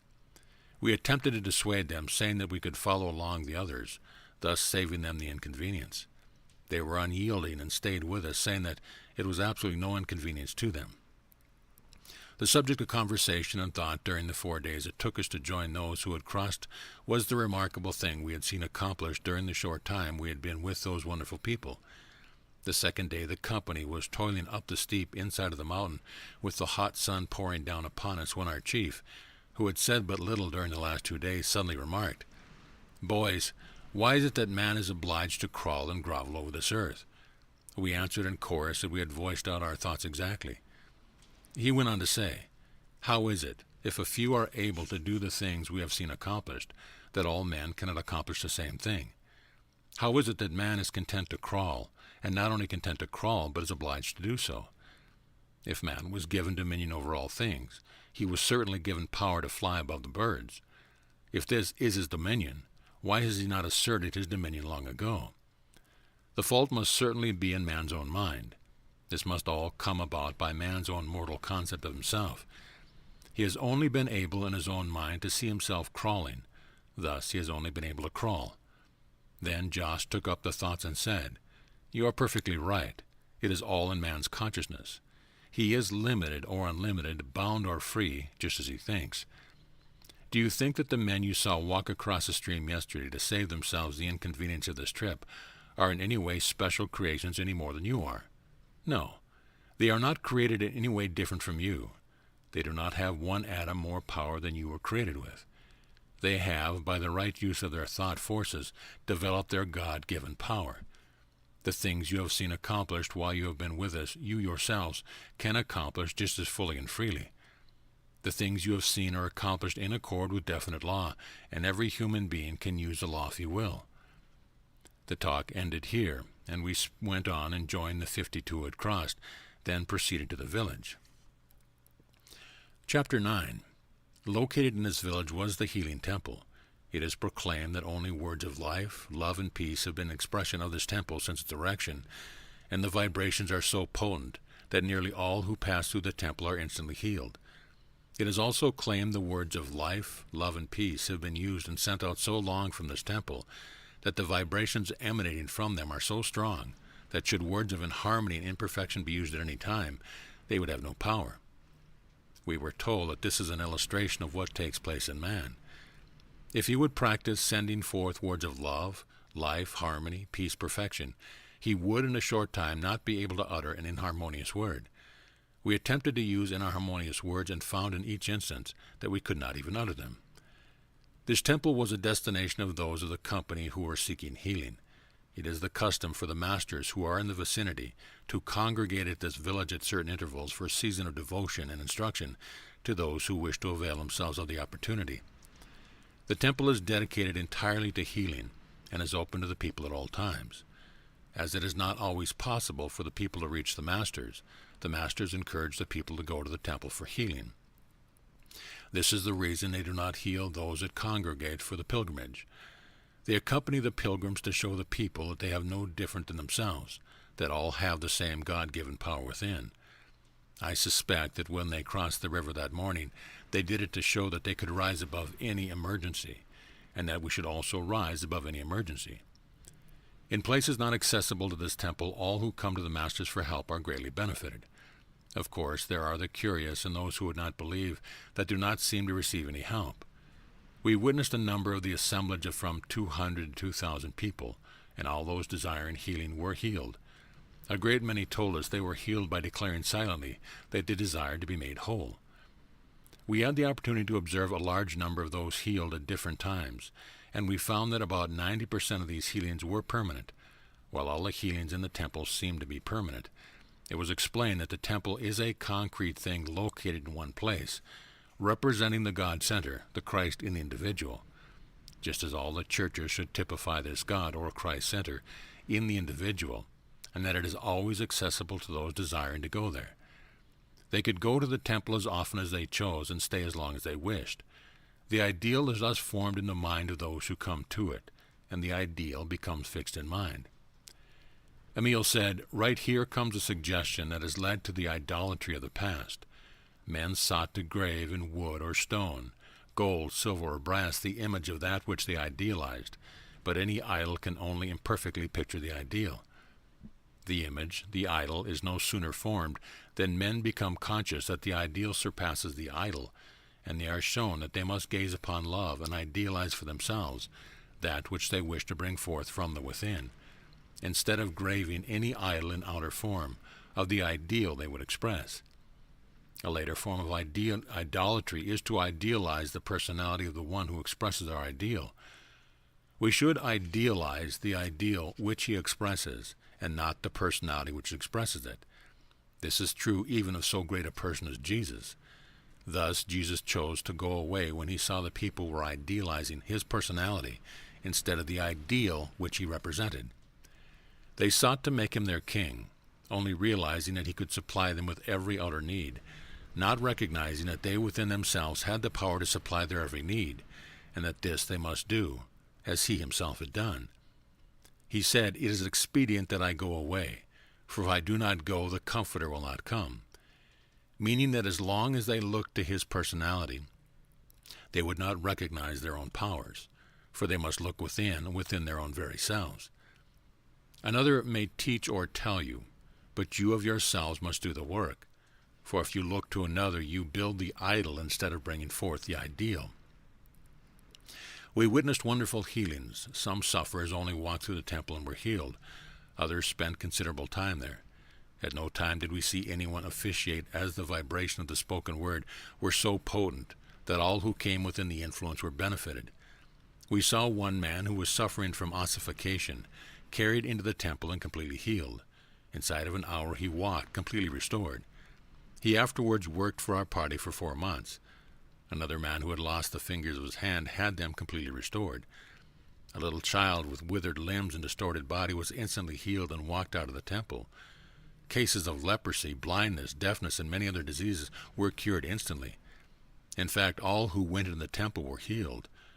We had the opportunity to observe at intervals 2 or 3 years afterwards a number of those that were healed at this time, and the healing was permanent. We were told that if the healing was not permanent and the infirmity returned, it was on account of the lack of the true spiritual realization of the individual. Chapter 10. When we returned to the headquarters, we found all the readiness for crossing the mountain. After a day's rest and a change of porters and animals, we started on the second stage of our journey, this time actually to cross the Himalayas. The happening of the next 20 days were of but passing interest. Emil talked to us on the realization of the Christ consciousness. He said, "It is through the power of our own mind or thought action that we are able to bring forth or realize the Christ consciousness. Through the power or process of thought, we can transmute and evolve our bodies, or our outer conditions and surroundings, through recognition of this Christ consciousness within ourselves, so that we will never experience death nor any change called death. This is done wholly through man's power to visualize, idealize, conceive, and bring forth that which he gazes upon. This is done by first knowing or perceiving or having faith that the Christ is within ourselves, seeing the true meaning of Jesus' teaching, holding our body one with God, made in the image and likeness of God, and merging that body into the perfect God body, just as God sees us. We have idealized, conceived, and brought forth into manifestation the perfect God body. We are born again truly of and in the spirit kingdom of God. It is in this way that we can return all things to the universal mind substance, from which they sprang, and bring them back or return them perfect into outer form or manifestation. Then, by holding them in their pure, spiritual, perfect state, the vibrations are lowered, and the things we wish to create come forth in perfect form. In this way we can take every false belief, every old condition, every sin, all of our past life. It does not matter what it has been, how good or seeming bad. It does not matter what mountain or false belief or doubt and unbelief and our fear we or anyone else have erected about us or in our path, and we can say to all of them, I now return you to the great ocean of the universal mind substance, from which all things come forth and where all is perfection, and from which you sprang, there to begin resolved into the elements from which you were created. I now return you or bring you back from that pure substance as perfect and pure as God sees you, and hold you always in that absolute perfection. We can say to ourselves, I now realize in the old order of things that I brought you forth imperfectly and you manifest imperfectly. Realizing the truth, I now bring you forth perfect as God sees you. You are reborn perfect, and it is so. We must realize that the inner alchemist, God within, has taken hold of this and has transmuted, refined, and perfected that which seemed imperfect, that which we brought forth and are now returning. We should realize that it is refined, perfected, and transmuted, just as our own bodies are refined, perfected, and returned to us as God's body, joyously perfect, beautifully free. Finally, we should realize that this is the perfect Christ consciousness in all and for all. This is hid with Christ and God. The morning of July 4th found us at the summit of the pass. Emil had told us the evening before that he felt we had earned a holiday, and he saw no more fitting time than the 4th to celebrate. At breakfast, Emil began by saying, This is the 4th of July, the day you celebrate the birth of your independence. How fittingly expressive is this day. I feel that all of you must have more or less confidence in us, therefore I am going to speak freely. In a few days we shall be able to prove to you conclusively that the statements I am making are true. We love to call your country America and all of its inhabitants Americans. You will never know the joy these few moments bring to me on this day of such import, to be able to talk with you and see eye to eye with a small group of Americans who were, with one exception, born in that great land. Let me say that it has been the privilege of some of us to have beheld your country long before Columbus started on the memorable expedition. There had been other attempts at discovery, but they had come to naught. Why? Simply because of the absence of the one God-given quality, faith. The one who had the courage and faith to see and carry out the vision had not yet awakened. The moment that soul awoke to the realization that the earth was round and there must be land on the other side equal to that already known, we could see that another great historical epoch had begun to unfold. Who but the great omnipotent one, who sees all things, could have awakened that little grain of faith in the soul of Columbus? What were his first words as he stood before the Queen that day, not recognizing the higher power? Dear Queen, I am firmly convinced that the earth is round, and I wish to sail forth and prove it.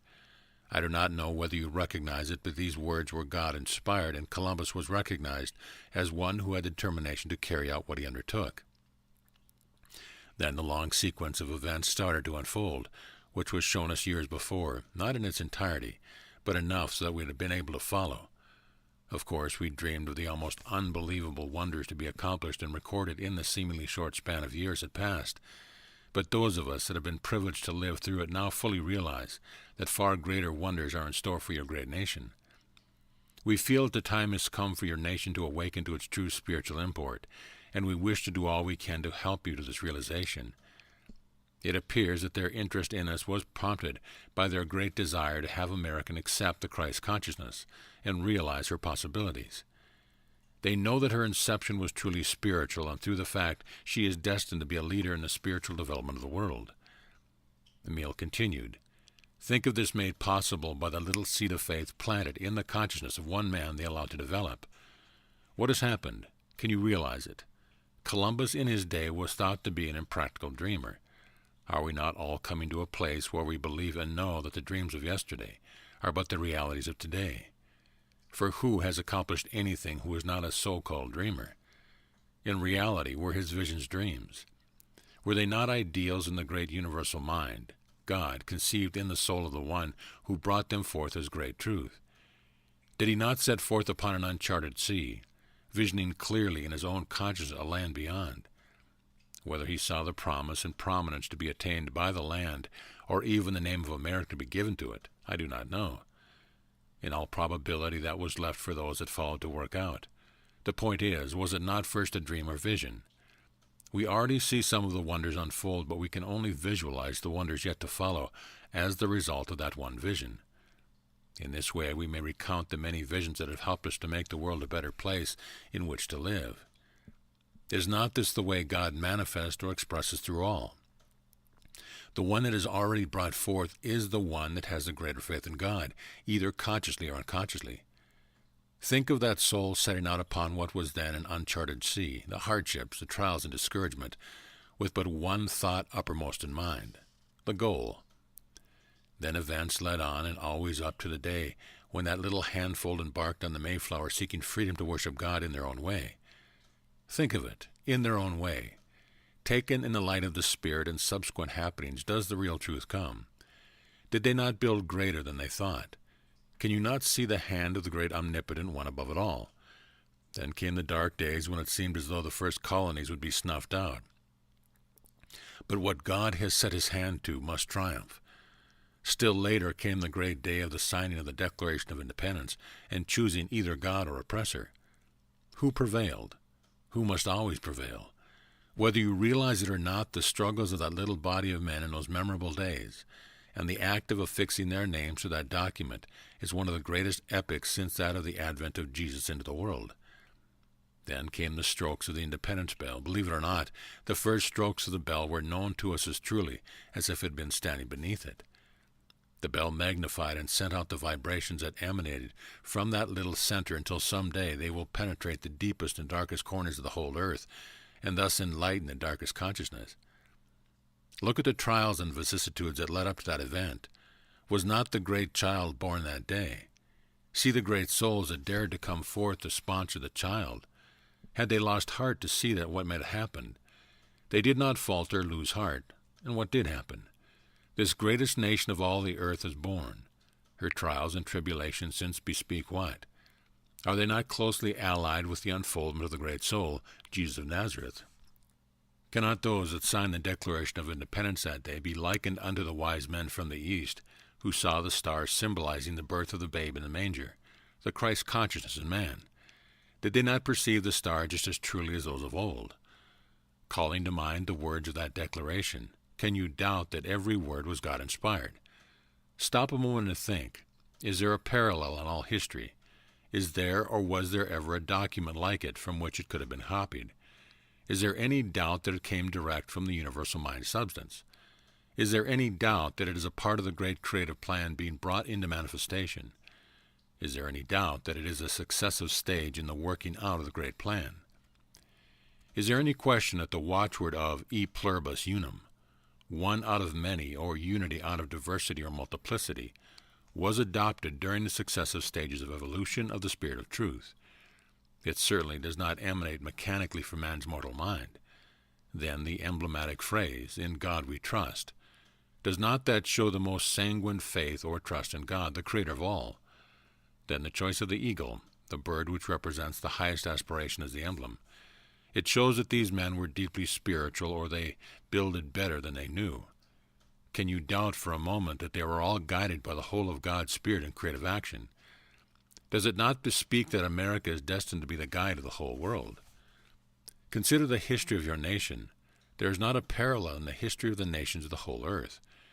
Can you not see each succeeding step leading up to its fulfillment? Can you believe that there is any other than a mastermind working out its unfoldment? Can you doubt that it is the great omnipotent God guiding its destiny?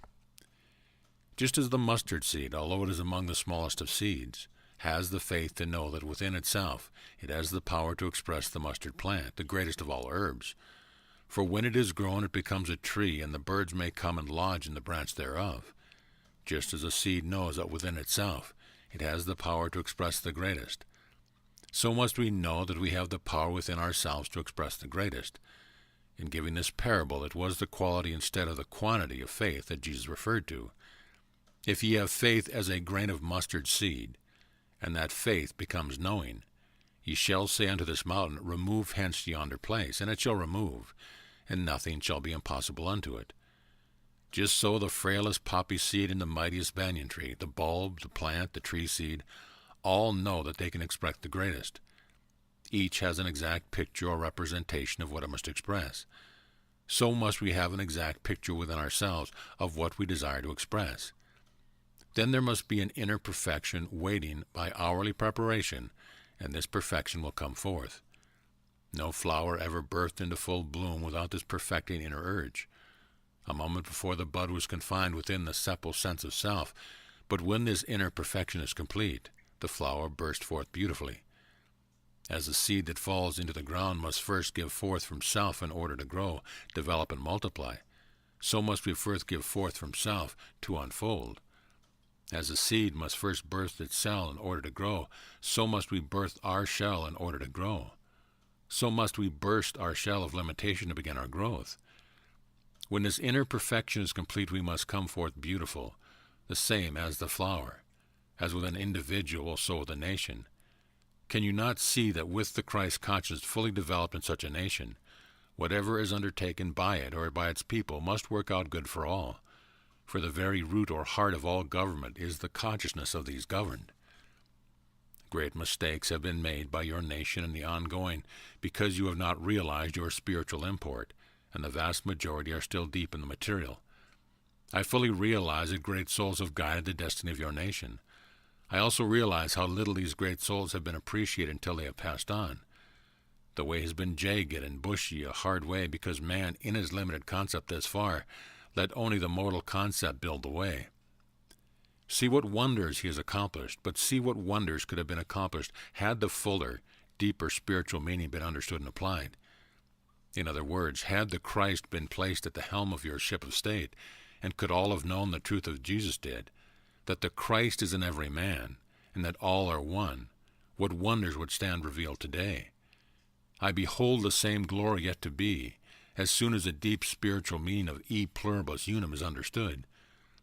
Do you not realize that it is one of the first great laws of God, the one expressing through the many, one of all and for all? Consider every nation that has been founded. Those founded on true spiritual perception have endured the longest, and would have endured forever, had not materialism been allowed to creep into and gradually undermine the whole structure, until they fell by their own abnormal weight or were consumed by the misuse of the law that gave them birth. By the fall of each, what has happened? The principle or God part was preserved until in each succeeding failure we can trace a gradual rise or upward ongoing in each successive stage, until finally all must end in God, one of many. My brothers, it does not need a prophet to bring you to a realization of this. See what a nation Spain was at the time Columbus set forth on his voyage of discovery, and for a short time afterwards, and see now what is happening. In a short time she will be at war with her own child. Then you will see what a helpless, impotent nation she is, hardly able to totter into a good fighter out of a poor one. To what can you attribute her impotency? Is it an utter devitalization? Is it not always thus with a nation or individual? When the body, form, or structure has been satiated, whether by greed or passion, the results are the same. There may be a time of seeming prosperity and success, but this is short-lived. Then the decrepit, emaciated, and wasted form bears evidence, as does the halting, uncertain step of the old. Whereas had they conserved and developed their spiritual power, they would be as resilient and buoyant at 500 years, 5,000 or 10,000 years, or eternally, as they were in the heyday of their ascendancy.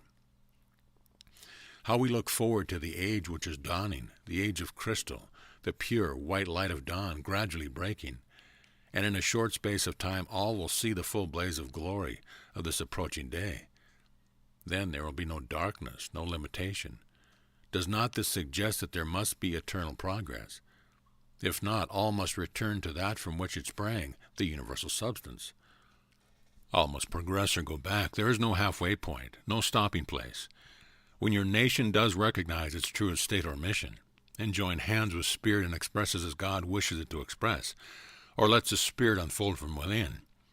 We conceive for your great nation a marvel far transcending the power of any human tongue to describe.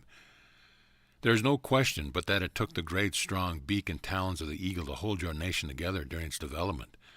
But when the true spiritual light comes, it will be seen that the dove is mightier than the eagle, and the dove will protect that the eagle now guards. Look at the words on the coin you send into every avenue of the world trade. In God we trust, and e pluribus unum. One composed of many, the very slogan of spirit when the dove replaces the eagle on the life medium and on such a nation. The talk ended here, and Emil went on to say that he would leave us for a short time as he wished to go to meet some of the others who were assembling in the village 200 miles away. He said he would rejoin us at a small village 60 miles away, at which we would arrive in about 4 days. He then disappeared, with 4 others, joined us 4 days later in a small village on the frontier. Chapter 11. The day we arrived at this village was very rainy, and we were all drenched to the skin. We were assigned to very comfortable quarters with a large, comfortable furnished room that we could use as a dining and sitting room.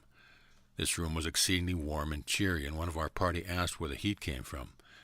We all looked around but could not find a stove or any place where the heat came from, although there was a warm glow that was very noticeable.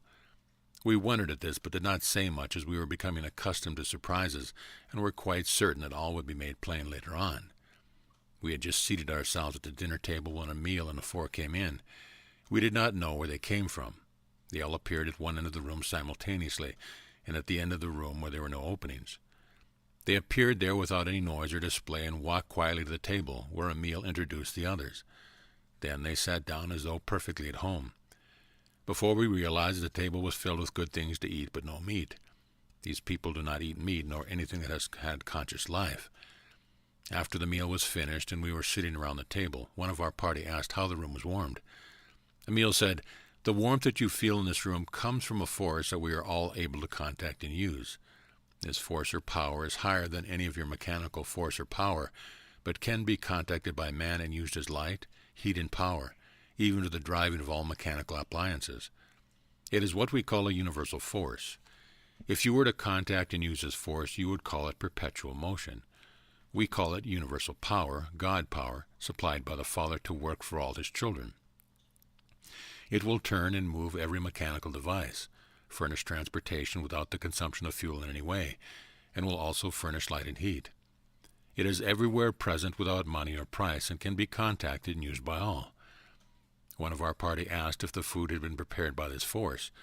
We were told that the food came prepared as we had eaten it, direct from the universal, just the same as the bread and the other provisions had been supplied heretofore.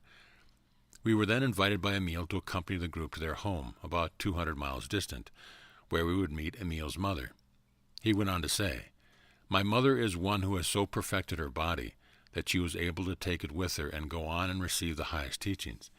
Therefore she is living in the invisible at all times.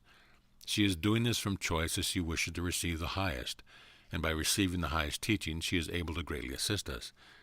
In order to make this clear to you, I might say that she has gone on until she has reached the celestial realm, as you would call it, the place where Jesus is. This place is sometimes called the seventh heaven. To you, I suppose, this suggests the mystery of mysteries. Let me say that there is no mystery about it. It is a place in consciousness where every mystery is revealed. Those who have reached that state of consciousness are outside the mortal vision, but they can return and converse and teach those who are receptive. They can come in their own bodies, for they have so perfected their bodies that they can go where they will with them.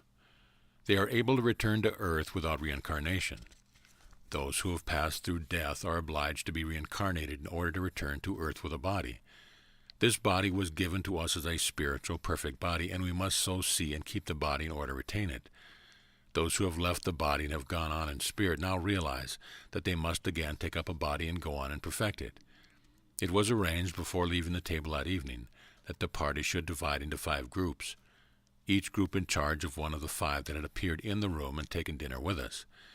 This would enable us to cover a larger field and would greatly facilitate our work, and at the same time it would enable us to verify such things as traveling in the invisible and thought transference. This plan would give us at least 2 of our men in each party, and one of the 5 as a leader. We would be quite widely separated. Yet we were to keep in touch through those who were so greatly befriending us and giving us every opportunity to prove their work. Chapter 12. The next day all details were arranged, and 3 of our party, including myself, were to accompany Emil and Jost. The morning following found each party with its guide and attendants all ready to depart in different directions, with the understanding that we should carefully observe and record all that occurred, and should meet 60 days later at Emil's home in the village just spoken of, 200 miles distant. We were to keep in communication with each other through our friends. This was accomplished each evening by the friends conversing with each other or traveling back and forth from party to party. If we wished to communicate with our chief or with any other members of our party, all we need do was to give our message to our friends, and in an incredibly short time we would have the answer. In giving these messages, each would write them out in full and note the time, the minute of each message. Then, when the answer came, we would do the same.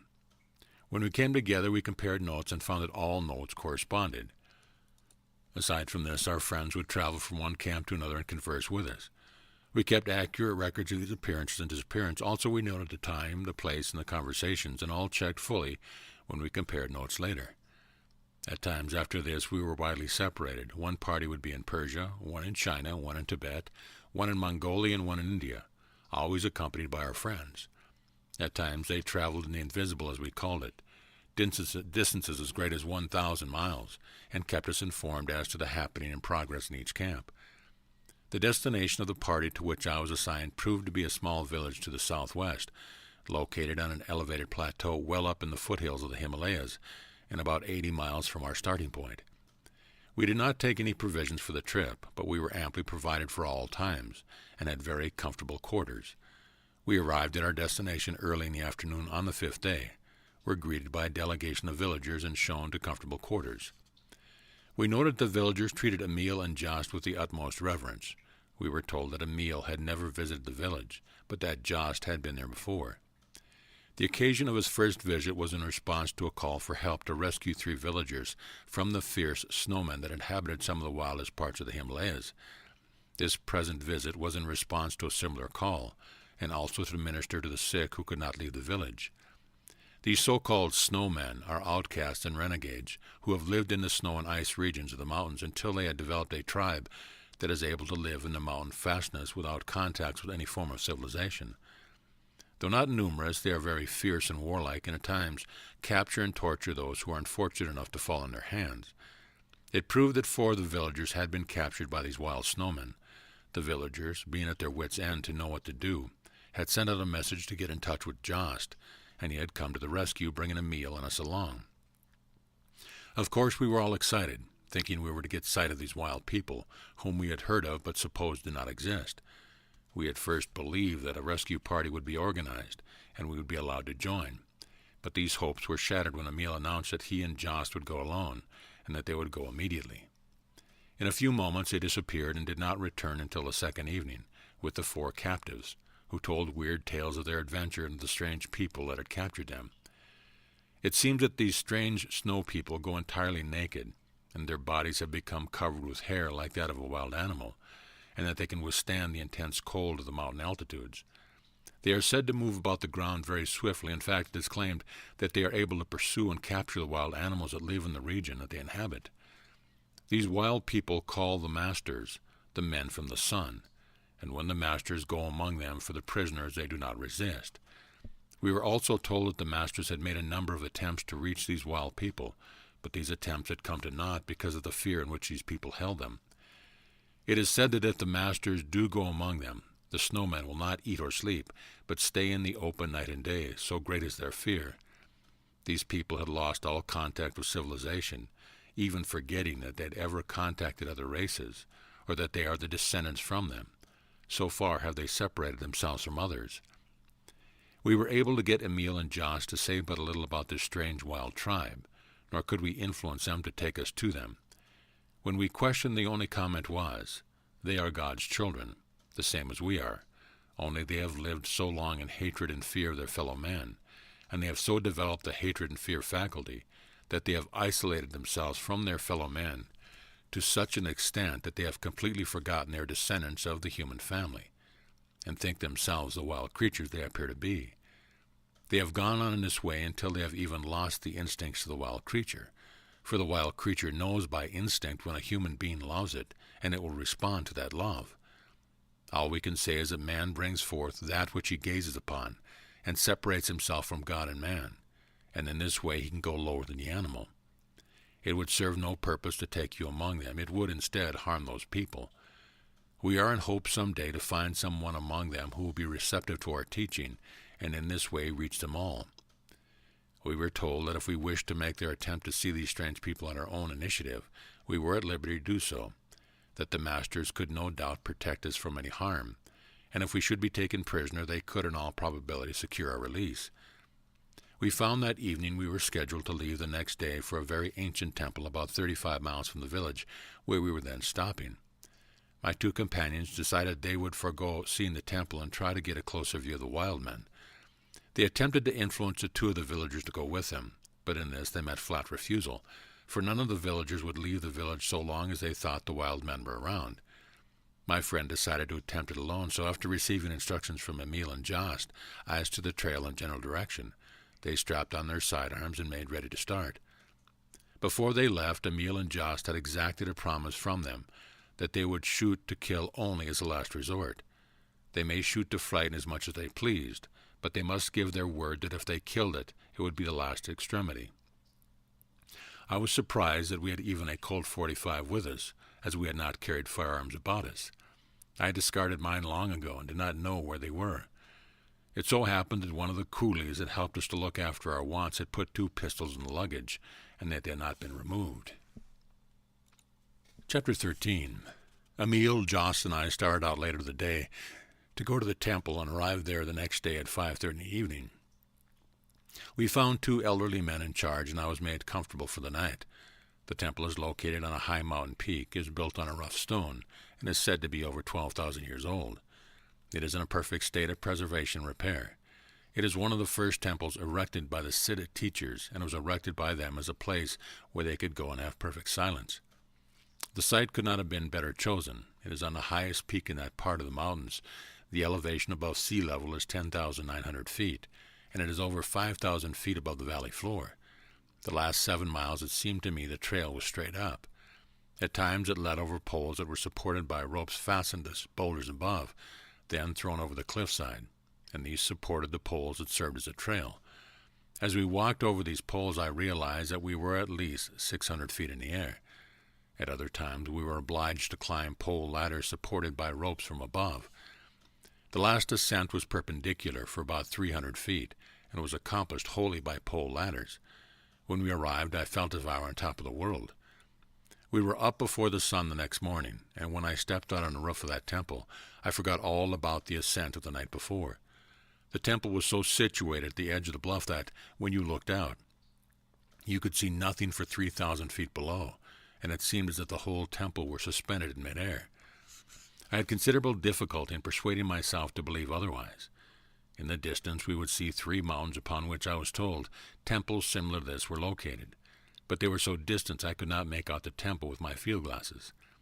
Emil said that one of the other parties should have reached the temple on the farthest mountain at about the same time that we arrived here last evening, and our chief was in the party. He said that if I wished to communicate with him I might do so, as they were at that time standing on the roof of the temple a good deal like we were doing. I took my notebook and wrote that I was standing on the roof of a temple, 10,900 feet above sea level, and it seemed to me as if the temple were suspended in midair, that the time was exactly 4:55 a.m. by my watch, and the day was Saturday, August 2nd. Emil read this message and stood silent a moment. Then the answer came. Time 5:01 by my watch. Place suspended in midair, 8,400 feet above sea level. Date Saturday, August 2nd. View wonderful, but situation most remarkable. Then Emil said, "If you wish, I will take this note and bring the answer when I return. I would like to go and converse with those at the temple if you do not mind." I gave him the note willingly, and he disappeared. In 1 hour and 45 minutes he returned with a note from the chief stating that Emil had arrived there at 5:16, and that they were having a wonderful time speculating what would come next. We stayed at this temple 3 days. During that time Emil visited the other parties, carried notes from me, and returned with answers from them. The morning of the fourth day we prepared to return to the village, where we had left my associates. I found that Emil and Jost wished to go to another small village located in a valley about 30 miles from where our trail left the valley floor. I suggested that they go, and I accompanied them. We camped that night at a sheepherder's lodge and were up and started early next morning in order to reach our destination before dark the next day. As we were walking, we were not able to use horses on the trip to the temple, and so had left them at the village. About 10 o'clock that morning there came on a heavy electric storm, and it looked as if there would be a downpour, but no rain fell. The country through which we were passing was quite heavily wooded, and the ground was covered with heavy, thick, dry grass. The country seemed exceptionally dry. The lightning ignited the grass in a number of places, and before we knew it, we were virtually surrounded by a forest fire. In a few moments this fire was raging like mad and closing in upon us from 3 sides with the swiftness of an express train. The smoke was settling down in thick clouds, and I became bewildered and panic-stricken. Emil and Jost seemed cool and collected, and this reassured me somewhat. They said, "There are 2 ways of escape. One is to try to get to the next creek, where there is water flowing through a deep canyon. If we can reach this canyon, which is about 5 miles away, we can in all probability make ourselves safe until the fire has burned itself out. The other way is to go on through the fire with us if you can trust us to take you through." Instantly all fear left me, as I realized that these men had proved true in all emergencies. Throwing myself, as it were, wholly upon their protection, I stepped between them, and we proceeded on our way, which seemed to be in the direction the fire was raging the most. Then immediately it seemed as if a great archway opened between us, and we went on directly through that fire, without the least inconvenience either from smoke or heat, or from the burning brands strewn along the trail until after our feet. There were at least 6 miles of this fire-swept area that was passing through. It seemed to me as if we were as calmly walking along the trail as though there were no fire raging around. This went on until we crossed a small stream, and then we were out of the fire. While we were going through the fire, Emil said to me, "Can you not see how easy it is to use God's higher law to replace a lower one when you really need the higher? We now have raised the vibrations of our bodies to a higher vibration than that of the fire, and the fire does not harm us. If senses mortal could see us now, they would think we had disappeared, when in reality our identity is as it has always been. In reality we actually see no difference. It is the concept of the mortal sense that loses contact with us. Could they see us as we are, no doubt they would think we had ascended. In reality, that is what has happened. We do ascend to a plane of consciousness where the mortal does lose contact with us. All can do the same as we are doing. We are using a law given us by the Father to use.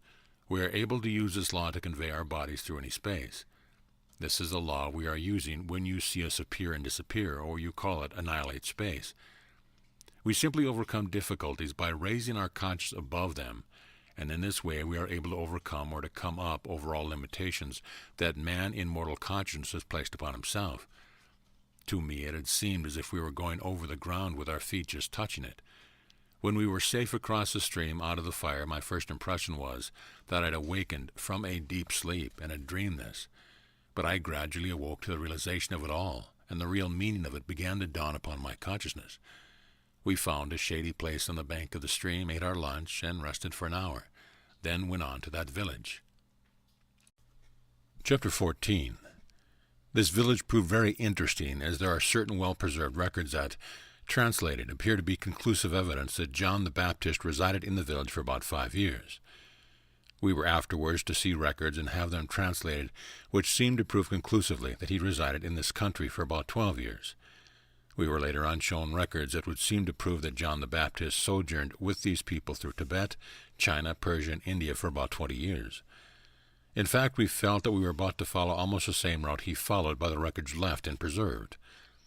These were of such interest that we returned to the different villages and made an extensive search and found, by comparing the data thus obtained, we could compile quite an accurate map of his travels while with these people. At times these happenings were brought so vividly before us that we could imagine ourselves traveling over the same ground and taking the same route that John did so long ago. We stopped in this village 3 days. During these days a wide vista of the past unfolded before me. I could see these teachings going back in the dim past to the very beginning, whence all came forth from the one source or substance, God. I could see the different offshoots of these teachings being put forth by individuals, each individual adding his concept, each thinking it was his, revealed to him by God, or a direct revelation from God to him alone. Each feeling that he had the only true message, and that he was the only one to give his message to the world. In this way, the mortal concepts were mixed with, and the true revelation intended, and diversity and harmony resulted. Then I could see these people, the Masters, standing firmly on the rock of true spirituality, perceiving that man is truly immortal, sinless, deathless, unchanging, eternal, the image and likeness of God. It seemed to me that further research must prove that these great people have preserved and handed this truth down the long ages in its unadulterated state. They do not claim to have all there is to give, nor do they ask anyone to accept anything, unless they can prove the words themselves and do the work the Masters do. They do not claim any authority save the actual works they do. After 3 days, I found that Emil and Jost were ready to return to the village where we had left my associates. Their mission to the village had been purely a healing one, and there was no doubt that they could have made the trip to the temple in this village in far less time than it had taken us. I was not able to make the trip as they could, so they made my way their way. We arrived at the village and found my associates waiting for us. Their search for the snowmen had come to naught. They had searched for 5 days, then had given up in disgust and were returning to the village when their attention was called to what seemed to be the form of a man outlined against the sky on a ridge about 1 mile distant. Before they could bring their field glasses to bear upon him, he had so far disappeared that they were able to obtain only a glimpse. This glimpse gave them the impression of an ape-like form covered with hair. They hurried to the place, but did not find any further evidence. Although they spent the remainder of that day searching the surrounding country, they could find no further evidence and gave up the search. After hearing my report, my associates wanted to return to the temple, but Emil said we would visit a similar one within the next few days, and they decided to forego the second trip. Quite a number of the people from the surrounding country had congregated at the village for healing, as couriers had gone out with the tidings of the rescue of the 4 who had been captured by the snowmen. We stopped over the next day and attended the assembly and saw some remarkable cures. One young woman about 20 years of age, who had her feet frozen from the previous winter, had them restored. We could actually see the flesh grow until they were normal, and she walked with perfect ease. 2 blind people had their sight restored. One of them, we were told, was born blind. There were a number of minor cases healed. All seemed profoundly impressed by the work. After the assembly, we walked Emil whether there were many concerns. He said a great many were really helped, and in that way their interest was aroused. They would for a time become workers, but the greater part of them soon fell back into their old ways of living, as they found it would be too much exertion to take up the work in earnest. These people nearly all live an easy, carefree life, and there seems to be about 1% of those that profess to believe that really are in earnest. The rest depend entirely upon others to help them when they got into trouble. Right here is where a great deal of their trouble lies. The Masters say that they can assist everyone that really desires help, but they cannot actually do the work for anyone. They can tell others of the abundance in store for them, but to be actually one with and of the abundance, each individual must accept and prove it for himself by actually knowing and doing the works. Chapter 15. We left the village the next morning, and 2 of the villagers who seemed to have taken up the work accompanied us. The evening of the 3rd day we came to a village about 12 miles from the one where I had been, and had looked over the records regarding John the Baptist. I was very anxious to have my associates look over these records, so we decided to stay over, and Jost accompanied us to the village. After going over the records, my associates were deeply impressed, and we laid out a plan to map and follow out the travels as outlined in the records. That evening the Master, who was with the 4th party, spent the night with us. He also brought messages from the 1st and 3rd parties. He had been born and raised in the village. His forefathers had written the records, and they had been in the family from that time on. It was claimed that he was the 5th generation removed from the writer, and that one of the family had experienced death. They had all taken their bodies with them and could return at any time. We asked if it would be too much trouble for the writer of the records to come and talk with us. He said that it would not, and we arranged for the interview that evening. We had been seated but a few moments when a man whom we judged to be of 35 appeared suddenly in the room.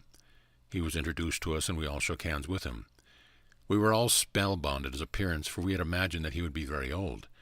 He was above the median height, with rugged features, but the kindliest face I had ever looked upon. There was strength of character back of every move. His whole being emanated a light that was beyond our power of comprehension. Before we were seated, Emil, Jost, and the two strangers clasped hands in the center of the room and stood in perfect silence for a few moments. Then all were seated, and the one who had appeared in the room so suddenly began by saying, "You have asked for this interview in order to get a better understanding of the documents that have been read and interpreted by you. I will say that these records were made and kept by me, and those referring to the great soul John the Baptist, which seems to surprise you so greatly, are actually occurrences of a time he was with us here. These records show that he was a man of wide knowledge and wonderful intellect. He perceived that our teaching was true, but he apparently never came to the actual realization, for, had he done so, he would never have seen death. I have sat in this room and heard John and my father converse, and it was here that he received much of his teaching. It was here that Father passed on and took his body with him, and John beheld his passing. There are none of my family on father's or mother's side that have not taken their bodies with them in passing. This passing means the perfecting of the body spiritually until one becomes so conscious of the deep spiritual meaning of life or God that one sees life as God sees it. Then one is privileged to receive the highest teaching, and from this realm one is able to help all. We never descend from this realm, for those who have reached this place never wish to descend. They know that life is all progress, a going forward. There is no turning back, and none wish to do so. All are reaching out to help those that are striving for more light, and the messengers that we are continually sending out into the universal are being interpreted by God's children who are receptive in every part of the earth today. This is the prime objective of reaching this realm or state of consciousness, for we are able to help all in some way. We can and do talk with and instruct those who are receptive and who raise their consciousness, either through their own efforts or the assistance of another. Another cannot do the work for you, nor can another carry you along indefinitely. You must decide to do the work for yourself, then do it. Then you are free and self-reliant.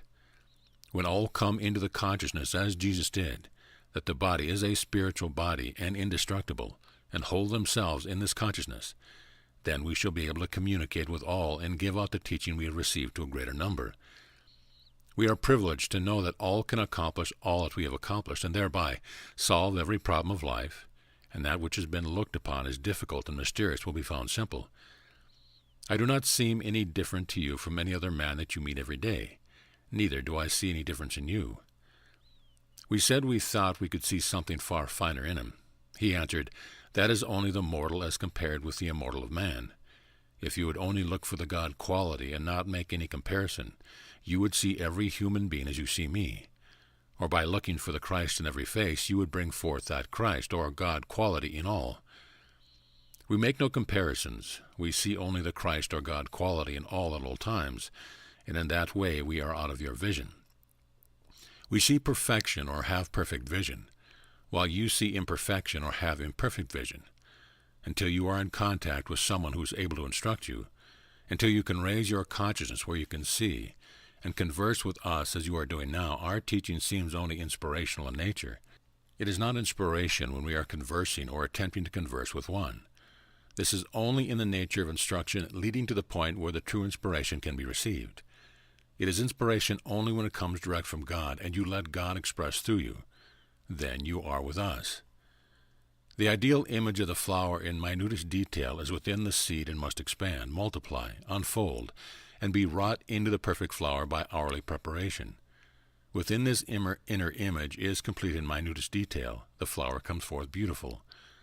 Just so God holds the ideal image of every child in mind, the perfect image through which he wishes to express.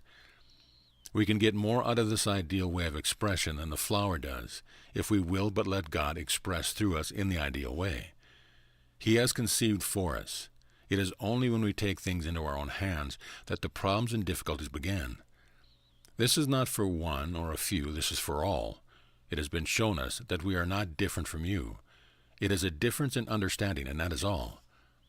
All the different isms, cults, and creeds, all the different angles of all beliefs, are all good, for they will eventually lead their followers to the realization that underneath all there is a deep factor of actuality that has been missed, a deep something that has not been contacted, or they have failed to contact, and which rightly belongs to them, which they can and should rightfully possess. We see it in this very thing that will eventually drive man to possess all, the very fact that man knows there is something to possess, which can be possessed and which he has not, will goad him on until he has it. It is in this way until every step in advance is made in all things.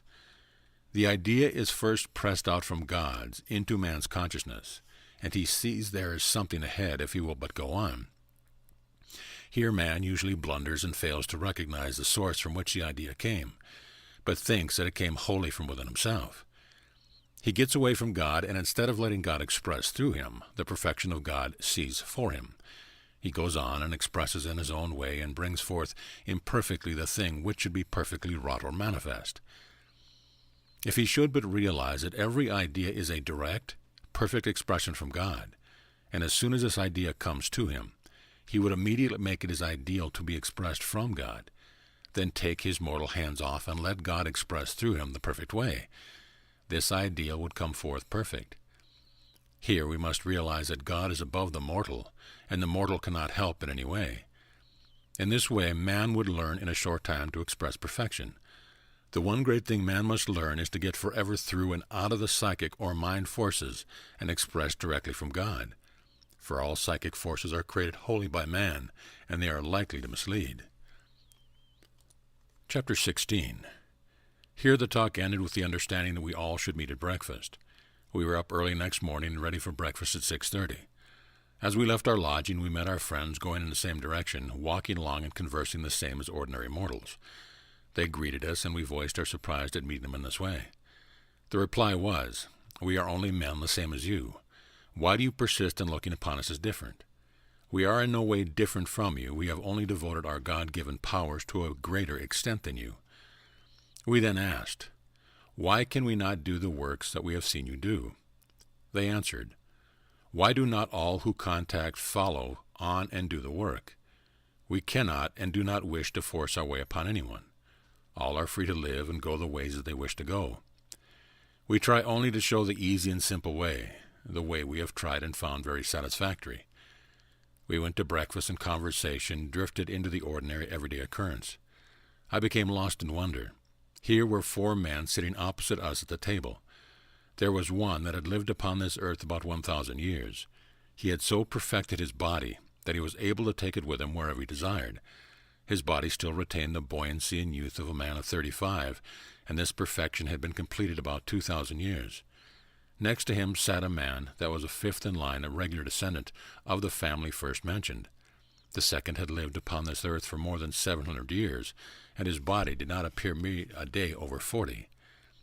They were able to converse with us the same as any other men would converse.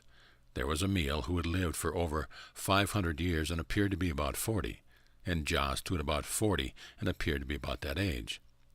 All were conversing together like brothers with not a hint of superiority, all kindly, simple, and yet well-grounded and logical in every word uttered, with no trace of mystical or mysterious about them.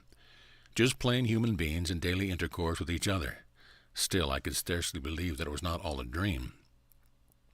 After breakfast, when we arose from the table, one of my associates started to pay for the meal.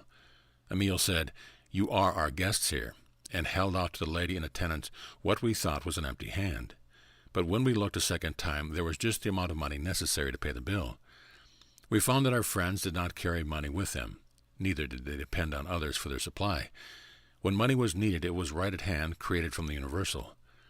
We walked out of the house, and the man that was with the number 5 party shook hands with us, saying that he must return to his party, and disappeared.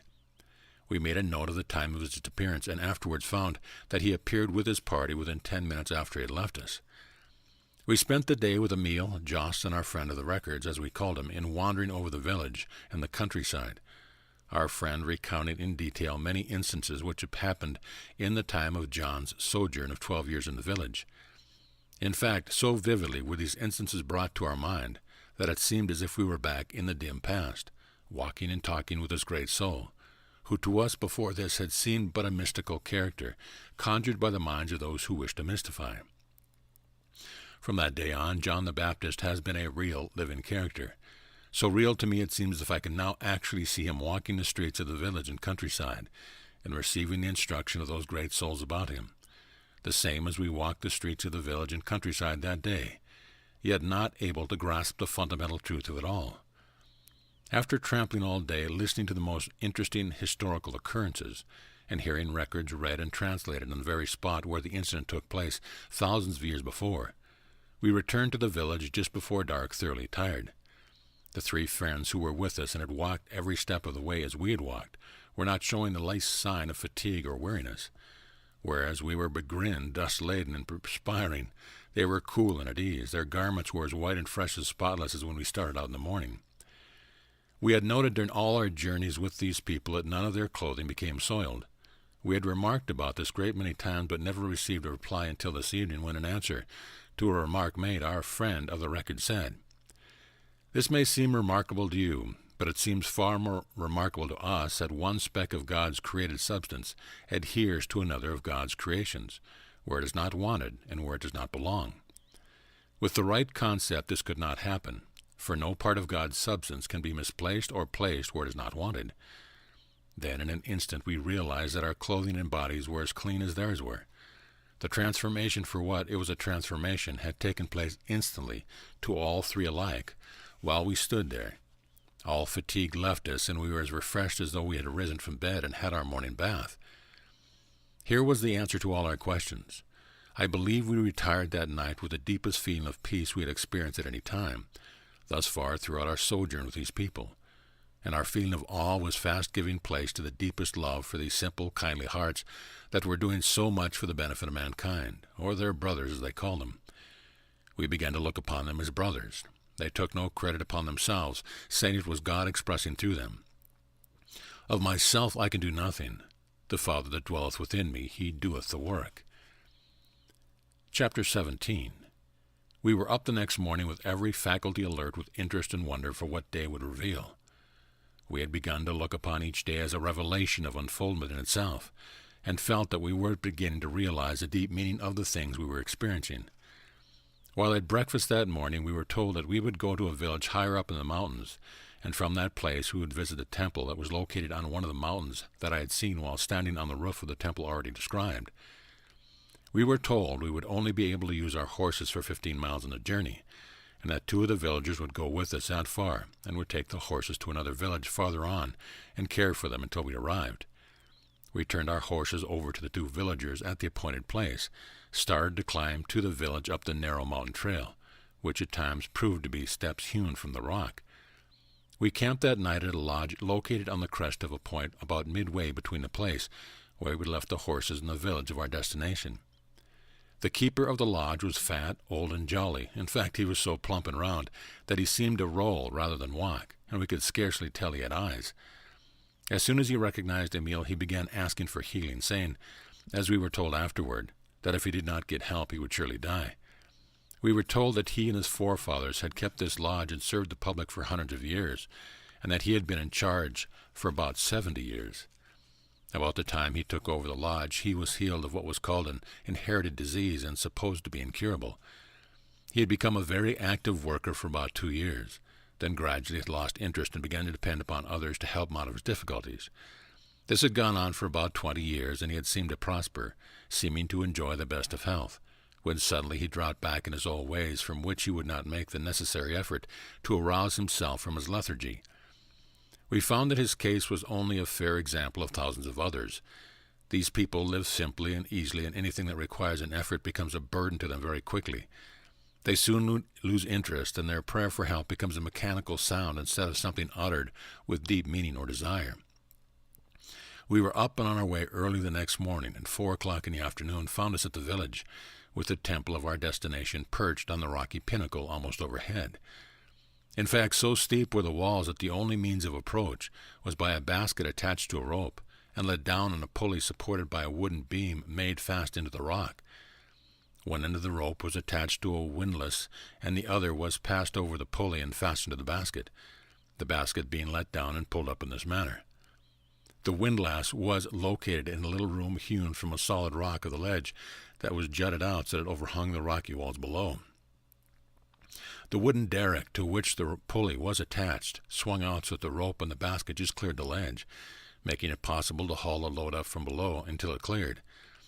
Then the basket and the load were swung in and landed safely on top of the ledge in a little rock room hewed out on the purpose. This rock ledge jutted out over the rock walls below, so far that the basket would swing out in midair from 50 to 60 feet as it traveled up and down. At a given signal, the basket was lowered. We stepped in and we were hauled up one by one to the ledge 400 feet above. When we landed above this ledge, we began looking about for some trail leading on up to the temple, the walls of which we could see standing out flush with the wall of rock that still towered 500 feet above. We were told that we would make the ascent in a similar manner to the already described. As we looked, a derrick arm corresponding to the one on the ledge where we were standing swung out. A rope was let down and attached to the same basket, and we were hauled up one by one and landed on the roof of the temple 500 feet above. I again felt as if I were on top of the world. The temple was located on a rocky pinnacle that stood out 900 feet above all the surrounding mountains. The village we had left 900 feet below was located at the summit of a mountain pass used in crossing the Himalayas. We found that this temple was about 1,000 feet lower in elevation than the one I had visited with Emil and Jost, but it commanded a much wider outlook. From where we stood, it seemed as if we could look into infinite space. We were made comfortable for the night, and our three friends told us they were going to visit some of our associates and would take any message we wished to send. We wrote messages, carefully dating them, giving our location, including the time of day. When we handed our friends these messages, they shook hands with us, saying that they would see us in the morning, and disappeared one by one. We made careful note of the time and of what we had written, and found afterwards that the messages were at their destinations within 20 minutes of the time they left our hands.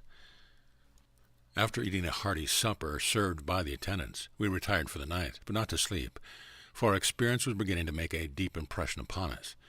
Here we were nearly 9,000 feet in the air, with no human being near us except the attendants, with not a sound except that of our own voices. There did not seem to be a breath of air stirring. One of my associates said, "Do you wonder that they chose the location of these temples as place of meditations? The stillness is so intense one can fairly feel it. It certainly is a place in which to meditate." He then said he was going outside to have a look around. He went out, but returned in a few moments, saying there was a heavy fog and nothing could be seen.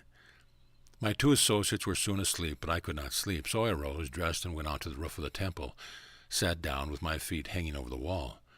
There was just enough moonlight filtering through the fog to illuminate the inky blackness that would have prevailed had not the moon been shining. There was just enough light to reveal the great billowy fog bank rolling by, enough to remind me that I was not suspended in space, that somewhere way down the earth was as ever, and that the place I was sitting upon was somehow connected with it. Then all of a sudden it seemed as though I could see a great pathway of light, its rays widening like a fan with a wide part extending toward me. Where I was sitting seemed to be in about the center of the ever-widening ray, and the central ray was the most brilliant of them all. Each ray seemed to project onward in its course until it illuminated one part of the earth. Each illuminated its own particular portion of the earth, until the whole blended into one great white ray. Looking far ahead, I could see all gradually converging until they ended in one central point of intense white light, so white that it seemed transparent and crystal. Then instantly it seemed as if I stood out in space looking at it all. Looking far, far down the white ray, I could see what seemed to be specters of the faraway past marching on in ever and ever increasing number, but in solid ranks until they reached a certain place. Then they separated wider and wider until they filled the whole of the light ray and covered the entire earth. They all seemed to emerge at first from one central white point of light. They seemed to come forth from this point, first one, then just ahead were two, then just ahead of them were four, and so on until they reached the place of wide divergence, where they were about 100 abreast in solid fan-like array. When they came to the point of wide separation, they suddenly scattered widely, and occupied all the light path, and each marched on more and more or less until they seemed to occupy the whole earth. When they had occupied the whole earth, it seemed the rays had reached their widest expanse. Then they grew gradually narrow and narrow until the rays again converged into the one point from which they first started. The cycle was complete, and they entered again one by one. Before they entered, they formed in solid array 100 abreast, gradually closing up until they became one, and that one entered the light alone.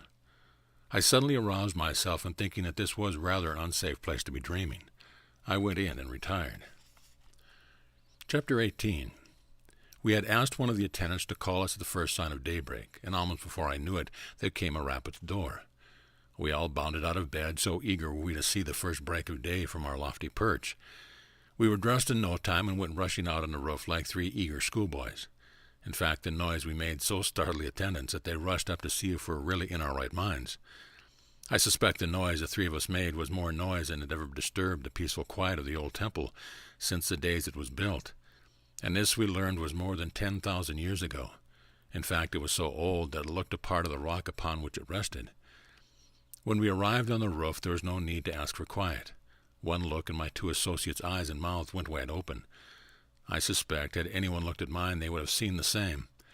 I waited for them to speak. Almost in one breath came the exclamation, "Why, we are surely suspended in midair." They said the sensation was exactly like that I experienced in the other temple. They had forgotten for a moment there was anything under their feet, and the sensation was that they were floating in midair. One remarked, "I do not wonder that these men can fly after experiencing this." We were aroused from our reveries by a laugh, and all turned to find Emile, Jost, and our friends of the records standing close behind us. One of my associates walked quickly up to them, tried to grasp all of their hands at once, and said, "This is wonderful. We do not wonder you are able to fly after you have been here for a time." They smiled, and one said, "You are as free to fly as we are. You only need to know that you have the power within to do so, then use the power." We then turned to the outlook. The fog had lowered and was floating in great billowy waves, just high enough so that not a foot of land could be seen anywhere, and the movement of the banks of fog all around gave the sensation that we were being carried on noiseless wings along with the fog. Standing there, looking far out, one lost a sense of anything underfoot, and it was very difficult to believe that we were not floating in space. As I looked out, it seemed as if my body lost all sense of weight, and that I was actually floating above the roof. I had so far forgotten myself that when one of my party spoke, my feet hit the roof with such force that I felt the effects of the jar for several days after.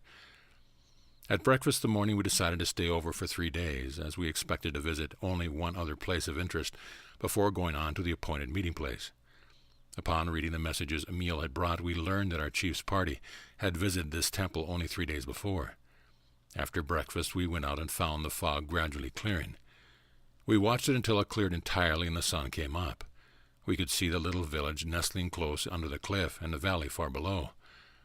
Our friends decided to visit the village, and we asked if we might go with them. They laughed and said we could, but they thought we'd better use the basket, as we would present a better appearance if we did than if we attempted their mode of travel. So we lowered one by one to the ledge, then down to the little plateau just above the village. No sooner had the last one stepped from the basket than our friends were there. We went down to the village, spent the greater part of the day. It was a quaint old place, typical of these mountain districts, with its houses built by digging in the side of the cliff, then closing up the opening with rock walls. There were in all about 20 of the houses. We were told that the houses were built in this manner to keep them from being crushed by the heavy snows in the winter. The villagers soon began to gather, and Emile talked to them for a few moments. It was arranged that a meeting should be held the following afternoon, and couriers were sent out to notify those of the neighborhood who wished to attend. We were told that John the Baptist had lived at this village and had received instruction in the temple, and that the temple remained the same as when John received his instruction there. We were shown where the house had been torn down. That afternoon, when we returned to the temple, the weather had cleared so that we could see a wide expanse of country, and we were shown the trail that John had used in going to and from the temple, and the different villages where he lived. The temple was supposed to have been built and the village established more than 6,000 years before John visited there. We were shown the trail we would take when we departed, and we were told the trail had been in use since the temple was built. About 5 o'clock that afternoon, our friend of the record said he would leave us for a time. He then shook hands, saying he would see us soon, and disappeared. That evening we saw the most remarkable sunset from the roof of the temple that I had ever witnessed, and it has been my good fortune to have seen sunsets in nearly all lands.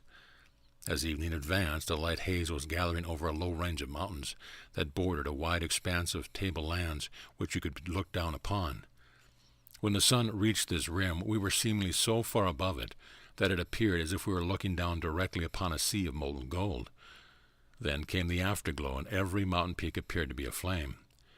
Those in the distance that were covered with snow seemed to be blanketed with fire, and where glaciers filled the ravines, it appeared as though they were shooting forth great tongues of fire, and these flames appeared to meet and melt with the different hues in the heavens. The lakes that dotted the plain below were transformed suddenly into volcanoes belching forth fires, which ascended and blended with the colors in the heavens. For one moment it seemed as if we were standing on the brink of a silent inferno. Then all blended into one harmony of color, and the soft, peaceful quiet was beyond description. We sat on the roof until after 12 that night, asking Emil and Joss questions. These questions pertained principally to the people and the history of the country in general. Emil quoted liberally from their records. These records proved that this country was inhabited thousands of years before our history began. Emil went on to say, "While I do not in any way wish to disparage or make light of your history, or of those who wrote it, I will say that at the beginning of this history the historians did not go back far enough, but took for granted that Egypt meant, the name implied, outer darkness of the wilderness. It really meant a wilderness of thought. At that time as now, a large portion of the world was in wilderness of thought, and they did not go back of it to get to the deeper meaning. They accepted what they saw or heard, or what appeared on the surface, recorded it, and your history began. It is quite difficult to correlate the two, and I would not attempt to say that you must take ours as authentic. I would suggest that you choose for yourselves." The moon had appeared over the far-off mountains. We sat and watched it round and full until it rose nearly overhead. It was a beautiful sight, with an occasional light cloud passing by at an elevation just above us. When these clouds went drifting by, it seemed as if the moon and the clouds were standing still, and we were still drifting past them. This went on for an hour, when suddenly there was a noise of some object thrown to the roof behind us. We started to our feet and looked around. There stood a middle-aged woman, smiling and asking if she had startled us. Our first impression was that she had jumped from the parapet to the roof, but she had only stamped her foot to attract our attention. The stillness had been so intense that we had greatly magnified the sound. Emil stepped forward quickly, greeted her, and introduced us to his sister. She smiled and asked whether she had intruded on our dreams. We then sat down, and in a short time the conversation drifted into reminiscence of her experiences. She has 3 sons and a daughter that had been raised in her work. She replied that the youngest 2 were always with her. We asked if we might see them. She replied that they could not come there that evening, and immediately 2 figures, a man and a woman, appeared. They greeted their uncle and their mother, then came forward, and we were introduced to the 3 of us. The son was tall, erect, manly fellow, whom we took to be about 30 years of age. The daughter was not tall, rather slight, with very fine features. She was a fine, well-poised girl, whom we judged about 20 years of age. Afterwards we found that the son was 115 and the daughter was 128 years old. They were all to be present at the meeting the next day, and soon went below. After they had retired, we passed complimentary remarks about the son and the daughter. The mother turned to us and said, "Every child born is good and perfect. There are no bad children. It does not matter whether they are conceived in the perfect or immaculate, or through the sense of material way. The one conceived in the perfect way will soon recognize his sonship with the Father, that he is the Christ or Son of God. Then he will develop and unfold quickly, and he will see only perfection. The one conceived through the sense way may be immediately recognize his sonship, perceive that the Christ is in him, and may realize his perfection by idealizing the Christ. He gazes upon the ideal, loves and cherishes it until he manifests or brings forth that which he gazes upon, the Christ. He is reborn and is perfect. He has brought forth perfection from within himself, that perfection which was always there. The one held to the ideal and was perfect. The other perceived the ideal and unfolded that ideal and regained perfection. Thus no child is bad. All are good and are from God." Here one of the party suggested that it was bedtime, as it was past 12 o'clock. Chapter 19. 5 o'clock the next morning found us all assembled on the roof of the temple. After the regular morning greetings, we gathered round, and as is the usual custom, a selection was read. The selection this morning was from the records of the temple. Joss translated them, and we were surprised to find that the translation closely corresponded to the first chapter of St. John in our Bible, and the second reading corresponded to the first chapter of Luke. After the reading, we asked if we might get our Bible and compare the version. They readily consented, and with the assistance of Jost, we made the comparison and were surprised at the similarity. We had scarcely finished when the breakfast call sounded, and we all went in. After breakfast, we prepared to descend to the village, and for the time the comparison left our minds. When we arrived, we found quite a number congregated from the nearby country, and were told by Joss that they were nearly all shepherds that pastured their flocks in the high mountains in summer, and the time for leaving the lower regions was fast approaching. We were told that such a meeting as this would take place that afternoon was always called just before the people departed. As we walked through the village, we met Emil's nephew, and he suggested we go for a short walk before lunch. We accepted the invitation readily, as we wished to see some of the country around. While we were on this walk, several places were pointed out in the valley as being of special interest. The names, when translated, very closely resembled those of the earlier Bible names, but the real significance of all this did not present itself until we had returned, had lunch, and were seated among those that had assembled. There were about 200 in the assembly, when the rest of our friends from the temple appeared. Then Emil's nephew arose and approached two men holding what looked to us to be a large book. When this was opened, it proved to be a box in the form of a book. He selected a package which consisted of flat leaves like those of a manuscript. Then the box was placed on the ground. The package was handed to one of the men. He opened it and handed the first leaf to Emil's nephew. When the reading of each leaf was finished, it was handed to the other man, who placed it in the box. The reading proceeded, which Jost was interpreter. It had not gone very far when we saw that it bore a striking resemblance to the book of St. John, carried out much more in detail.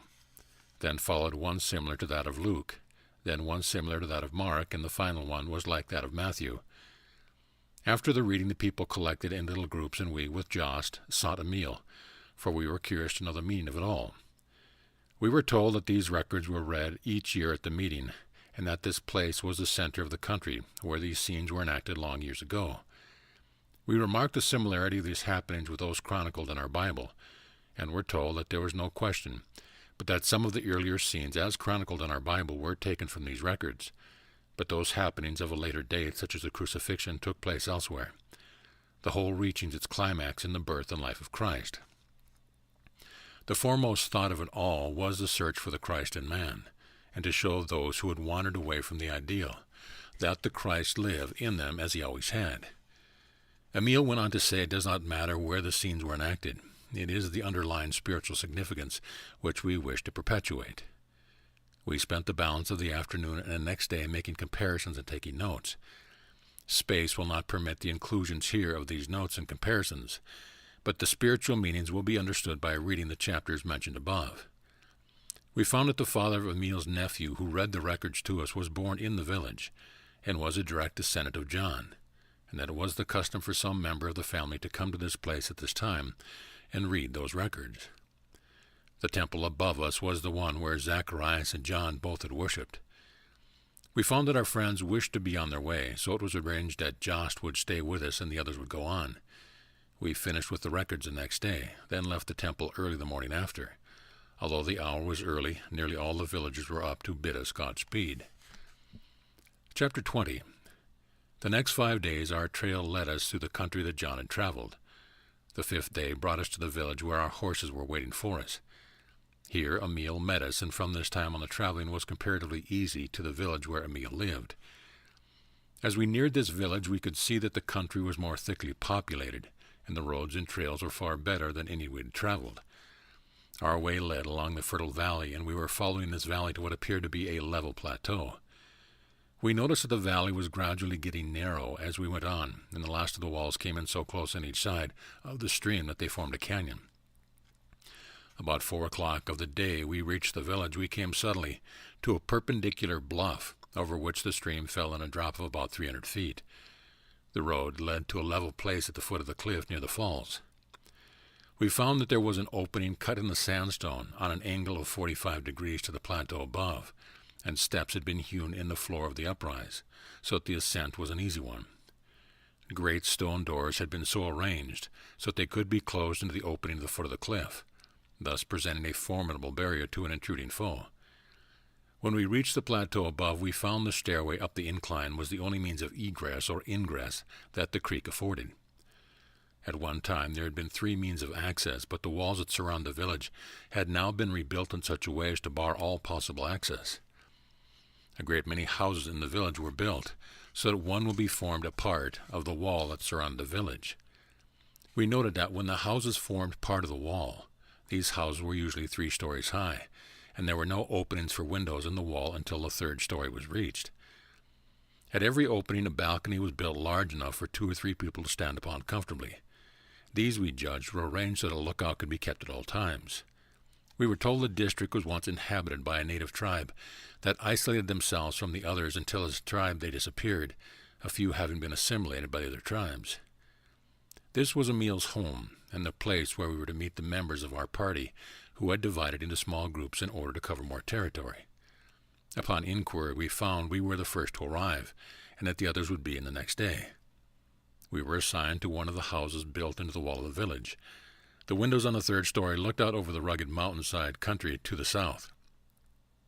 We were made comfortable and were told a supper would be served on the first or ground floor. We went down and found Emil, his sister, her husband, and the son and daughter that we had met at the temple a few days before, seated at the table. We had no sooner finished supper than we heard a commotion in the little square which the house faced. One of the villagers came in and announced that our chief and his party had arrived. They were made comfortable, then we all proceeded to the roof. The sun had gone down, but the afterglow still lingered. The view we looked upon resembled a large basin at the confluence of a number of streams coming down in deep gorges from the higher mountains. These streams all entered the larger stream before it flowed over the steep wall of rocks into the valley below, thus forming the waterfall. This larger stream emerged from a deep canyon and ran over the level plateau, but a few hundred feet before it plunged over the precipice. A number of smaller streams flowed over the perpendicular walls of the canyon cut by the larger streams, forming perpendicular falls and in some cases roaring torrents. Some fell in sheer drops of 100 to 200 feet, while others had cut their way into the canyon wall and fell in a succession of cataracts. Far up in the mountain, the gulches were filled with glaciers, and these glaciers projected like giant fingers from the great snowcap that covered the top of the entire range. The wall to protect the village had been joined to that of a larger gorge where it jutted out upon the level plain, then ran out to the cliff where the water dropped into the valley below. Where this wall joined the wall of the gorge, the mountain rose perpendicular for 2,000 feet, thus creating a natural barrier as far as the eye could see. We were told that the level plateau extended for 60 miles east and west, and in some places was 30 miles north and south, and the only other means of access was at the wildest part of the plateau, where a trail led over the pass, and this pass was guarded by a wall similar to the one we were there. While we were talking over the advantage of the location for defense, Emil's sister and her daughter joined us, and up a little later, Emil, his sister's husband and son, came up. We noticed an undercurrent of excitement, and were soon told by Emil's sister that they expected a visit from their mother that evening.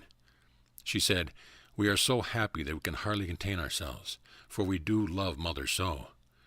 We love all that have gone on to the highest attainments very dearly, for they are so fine and noble and healthful. But our own mother is so sweet and adorable, so helpful and loving, we cannot help loving her 1,000 times more. Besides, we are of her flesh and blood. We know you will love her as we do." We asked whether she came often. The reply was, "Oh yes, she always comes when we need her. But she is so taken up with her work that she comes only twice a year of her own accord, and this is one of her semi-annual visits. She is to stay a week this time, and we are all so happy we scarcely know what to do." Here the talk drifted to experience of our associates. While we were separated, we were deep in this discussion when suddenly stillness came over all, and almost before we realized it, we were sitting perfectly silent, without a suggestion from anyone. The evening shadows had gathered until the far-off mountain snowcap looked like a great white monster just ready to loose its icy fingers, reach out over the valley below. From the stillness came a gentle swish like that of a bird alighting, and it seemed as though a slight mist was gathering on the eastern parapet. The mist suddenly took form, and there stood a woman, wondrously beautiful in face and form, with an intense, radiant look about her that we could scarcely look upon. The family started to their feet and advanced rapidly toward her with outstretched arms, exclaiming, "Mother!" almost as one voice. She stepped lightly down from the parapet to the roof and embraced each in fond mother wood, then was introduced to us. She said, "Oh, you are the dear brothers from far-away America that have come to visit us. I certainly am overjoyed to welcome you to our land. Our hearts go out to all, and we feel that if they would only let us, we would just put our arms out and embrace all as I embrace these I call mine just now. For we are in reality one family, sons of the one Father, Mother, God. Why can we not all meet as brothers?" We had remarked just before the evening was growing chilly, but when this lady appeared, the warmth emitted from her presence made the evening seem like that of midsummer. The air seemed laden with the perfume of flowers. A light like that of a full moon seemed to pervade everything, and there was a warmth and glow over all that I cannot describe. Yet there was no hint of display, just that deep, simple, kindly, childlike way. It was suggested that we go below, and the mother with the other ladies led the way to the stairs, with our party following and men of the household bringing up the rear. Then we noticed that, although we seemed to be walking in the usual way, our feet made no sound upon the roof of the stairs. We were not trying to go quietly. In fact, one of our party said he deliberately tried to make a noise and could not. It did not seem as if our feet came in contact with the roof or stairs. We went into a beautifully furnished room. As soon as we entered and were seated, we noticed a warmth and a glow, and the room was filled with a soft light that none of us could explain. All maintained a deep silence for a time. The mother asked if we were comfortably located and cared for, and if we were enjoying our trip. The talk led to general everyday subjects, and she seemed familiar with them all. The talk then led to our home life, and the mother gave us the given names of fathers, mothers, sisters, and brothers, and we were surprised at the detailed description of each of our lives that she gave without asking us one question. She told us the countries we had visited, the work we had accomplished, and where we had failed. This was not told in a vague way that we would be obliged to piece together, but every detail stood out as plainly as if we were living the scenes over again. After our friends bade us good night, we could but wonder, when we realized that not one of them was less than 100 years old, and the mother was over 700 years, and 600 of that time she lived on earth with her physical body. Yet all was buoyant and light-hearted, as though they had been 20 and nothing was assumed. It was as though youthful people were with us. Before they departed that evening, we were told there would be quite an assembly in the lodge the next evening, and that we were all invited to be present. Chapter 21. Before noon of the next day, all of the parties had arrived. We spent the afternoon in comparing notes, and these notes checked to the letter. That evening, after we had finished with our notes, we were invited to go directly to the lodge for dinner. When we arrived, we found about 300 people, men, women, and children, assembled and seated at long banquet tables. They had reserved places for us at one of the end tables so we could look down the whole length of the room. The tables were all covered with beautiful white linen and set with china and silver plate, as for a real banquet. Yet there was but one dim light burning in the hall. After we had been seated for perhaps 20 minutes, there was a deep stillness, and in a moment a pale light flooded the room. The light grew stronger and stronger until all the room was aglow, and everything in the room sparkled as if 1,000 incandescent lights had been cunningly hidden, and turned on gradually until all were fully lighted. We were to learn afterward that there were no electric lights in the village. After the light came on, the stillness lasted for about 15 minutes. Then of a sudden a mist seemed to gather, and there was the same gentle swish, like the sound of wings that we had heard the evening before when Emil's mother appeared before us. The mist cleared, and standing in the room at different points were Emil's mother and 11 others, 9 men and 3 women. Words fail to describe the radiant beauty of that scene.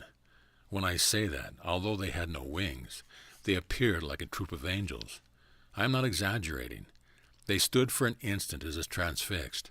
All bowed their heads and waited. In a moment there came music from unseen voices. I had heard of heavenly voices, but I never experienced them until that night. We were fairly lifted from our seats. Toward the close, those that appeared walked to their seats, and we again noticed that though they made no effort to walk quietly, their feet did not make the slightest noise. When the 12 were seated in their respective places, the same mist appeared again, and when it cleared, there stood 12 more. This time there were 11 men and 1 woman, and among those was our friends on the records. As they stood there for a moment, another song burst forth. When the song was nearly ended, the 12 walked to their respective places without the slightest noise. They were no sooner seated than the haze again filled the room. When it had cleared, there were 13 standing. This time across the far end of the hall, 6 men and 7 women, 3 men and 3 women on each side of the woman in the center. The center one appeared to be a beautiful girl in her teens. We had thought every woman that appeared was very beautiful, but this one surpassed them all. They stood with bowed heads for a moment, and the music again burst forth. This music floated out for a moment, and the choir of voices began. We arose to our feet. As the tones rolled on, it seemed as though we could see thousands of mystical forms moving about and singing as with one voice, and through it all there was not one sad refrain, not one minor key. All was joyous, free burst of music that came from the soul and touched the soul. lifting it up and up until we felt as if we were losing all contact with the earth. As the singing ceased, the 13 walked to their respective places and were seated. Our eyes were fairly glued on the central figure as she advanced toward our table, with a lady on either side. She was seated at the head of our table. As she sat down, the plates were quickly stacked at her left behind. The lights grew dim for a moment, and around each one of the 37 there was the same light that so puzzled us, and the most beautiful circle of light just above the head of our honored guest. We were the only ones in that assembly that were greatly moved. Those assembled with us seemed to take it as a matter of course. After all were seated, the silence was maintained for the time. Then every voice in the room burst forth in a glad, free chant, led by the 37 that had appeared. When this was finished, the lady at the head of our table arose and held out her hands. On them appeared a small loaf of bread about 2 inches square and about 14 inches long. Then each one of the other 36 arose, came forward, and received a similar loaf from her hands. They passed around to all the table and gave to each one a portion of the bread. Our Lady passed around and gave each one a portion of her loaf. As she handed each of us our portion, she said, "Know ye not that Christ dwells within you and in all? Know ye not that your body is pure, perfect, young, ever beautiful, divine? Know ye not that God created you in exact image and likeness of himself, and gave you dominion over all things? You of yourself are always Christ, the perfect Son of God, the only begotten Son of God, in whom the Father and Mother is well pleased. You are pure, perfect, holy, divine, one with God, all good, and each and every child has a right to claim this sonship, this divinity." When all had been given their portion, she returned to her seat, and the loaf was the same length and size as it was when she broke the first portion from it. After the ceremony was over, the edibles began to arrive. They came in large, covered containers. These containers just appeared on the table before the lady, as if they were placed there by unseen hands. She lifted the lids, set them aside, and began serving. As served, the plates were passed. First one to the lady on the right, then one to the lady on the left, and they in turn passed them on until all were served generously. The meal had not progressed far when our chief asked the lady what she considered the greatest attribute of God. Without a moment's hesitation, she answered love. Then she went on to say, "The tree of life is located in the midst of the paradise of God, the very depth of our own soul, and the rich, abundant fruit that grows and ripens to the fullest perfection. The most perfect and life-giving is love. Love has been defined by those who perceive its true character as the greatest thing in the world. I might add that it is the greatest healing force in the world. Love never fails to meet every demand of the human heart. The divine principle of love may be used to eliminate every sorrow, every infirmity, every harsh condition, and every lack that harasses humanity. With the right understanding and the use of the subtle and unlimitable influence of love, the world may be healed of its wounds, and the sweet mantle of its heavenly compassion may cover all inharmony, all ignorance, and all mistakes of mankind. With wings outstretched, love searches out the arid spots of the human heart, the waste places of life, and with seeming magic touch redeems humanity, transforms the world. Love is God, eternal, limitless, changeless, going beyond all vision into infinitude. The end we can only envision. Love fulfills a law of its own, consummates its perfect work, and reveals the Christ within the soul of man. Love is ever seeking an inlet whereby it may flow forth into the soul of man and pour itself out as all good to him.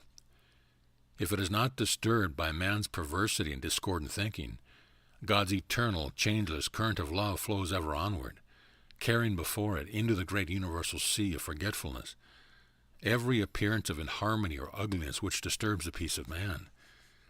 Love is the perfect fruit of the Spirit. It goes forth, binding up the wounds of humanity, drawing nations into closer harmony, and bringing peace and prosperity to the world. It is the very pulse of the world, the heartbeat of the universe. Humanity must be charged with this current of love from the great omnipresent life if it would do the works of Jesus.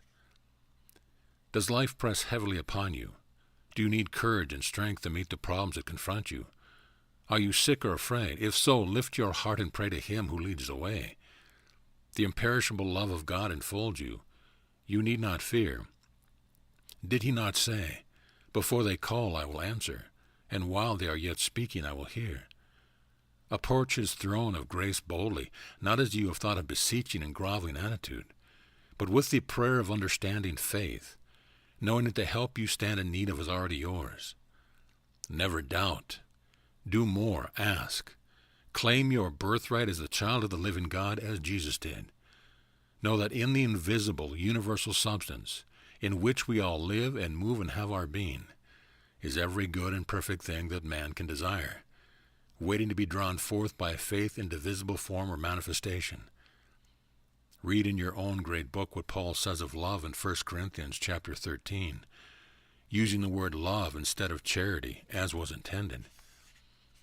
Consider Solomon, when in the night of his experience he allowed his radiant love nature to expand to that universal plane of consciousness where he asked to be of service and not for self. This brought to him wealth untold and added to his life an honor beyond his power to ask. He recognized the wisdom of love, and love released its boundless wealth upon him. Silver was counted as naught in the days of Solomon. Even the drinking vessels of this mighty king of love were of pure gold. To love is to release God's unlimited storehouse of golden treasure. If we love, we cannot help giving, and to give is to gain, and the law of love is fulfilled. Then, by giving, we set in operation the unfailing law of measure for measure. With no doubt of receiving, it is impossible to avoid receiving, for the abundance you have given is returned to you in fulfillment of the law. Give, and it shall be given unto you. Good measure, pressed down, shaken together, and running over, shall men give unto your bosom. For with the same measure that you meet withal, it shall be measured to you again. If we work in the spirit of love, we must have God present in consciousness. To be one with life, love, and wisdom is to be consciously contact. To consciously contact God is to have abundance pressed upon us, the same as abundance of food has been pressed upon us tonight. You see, there is an abundance for all, and none need want in the presence of God's abundance.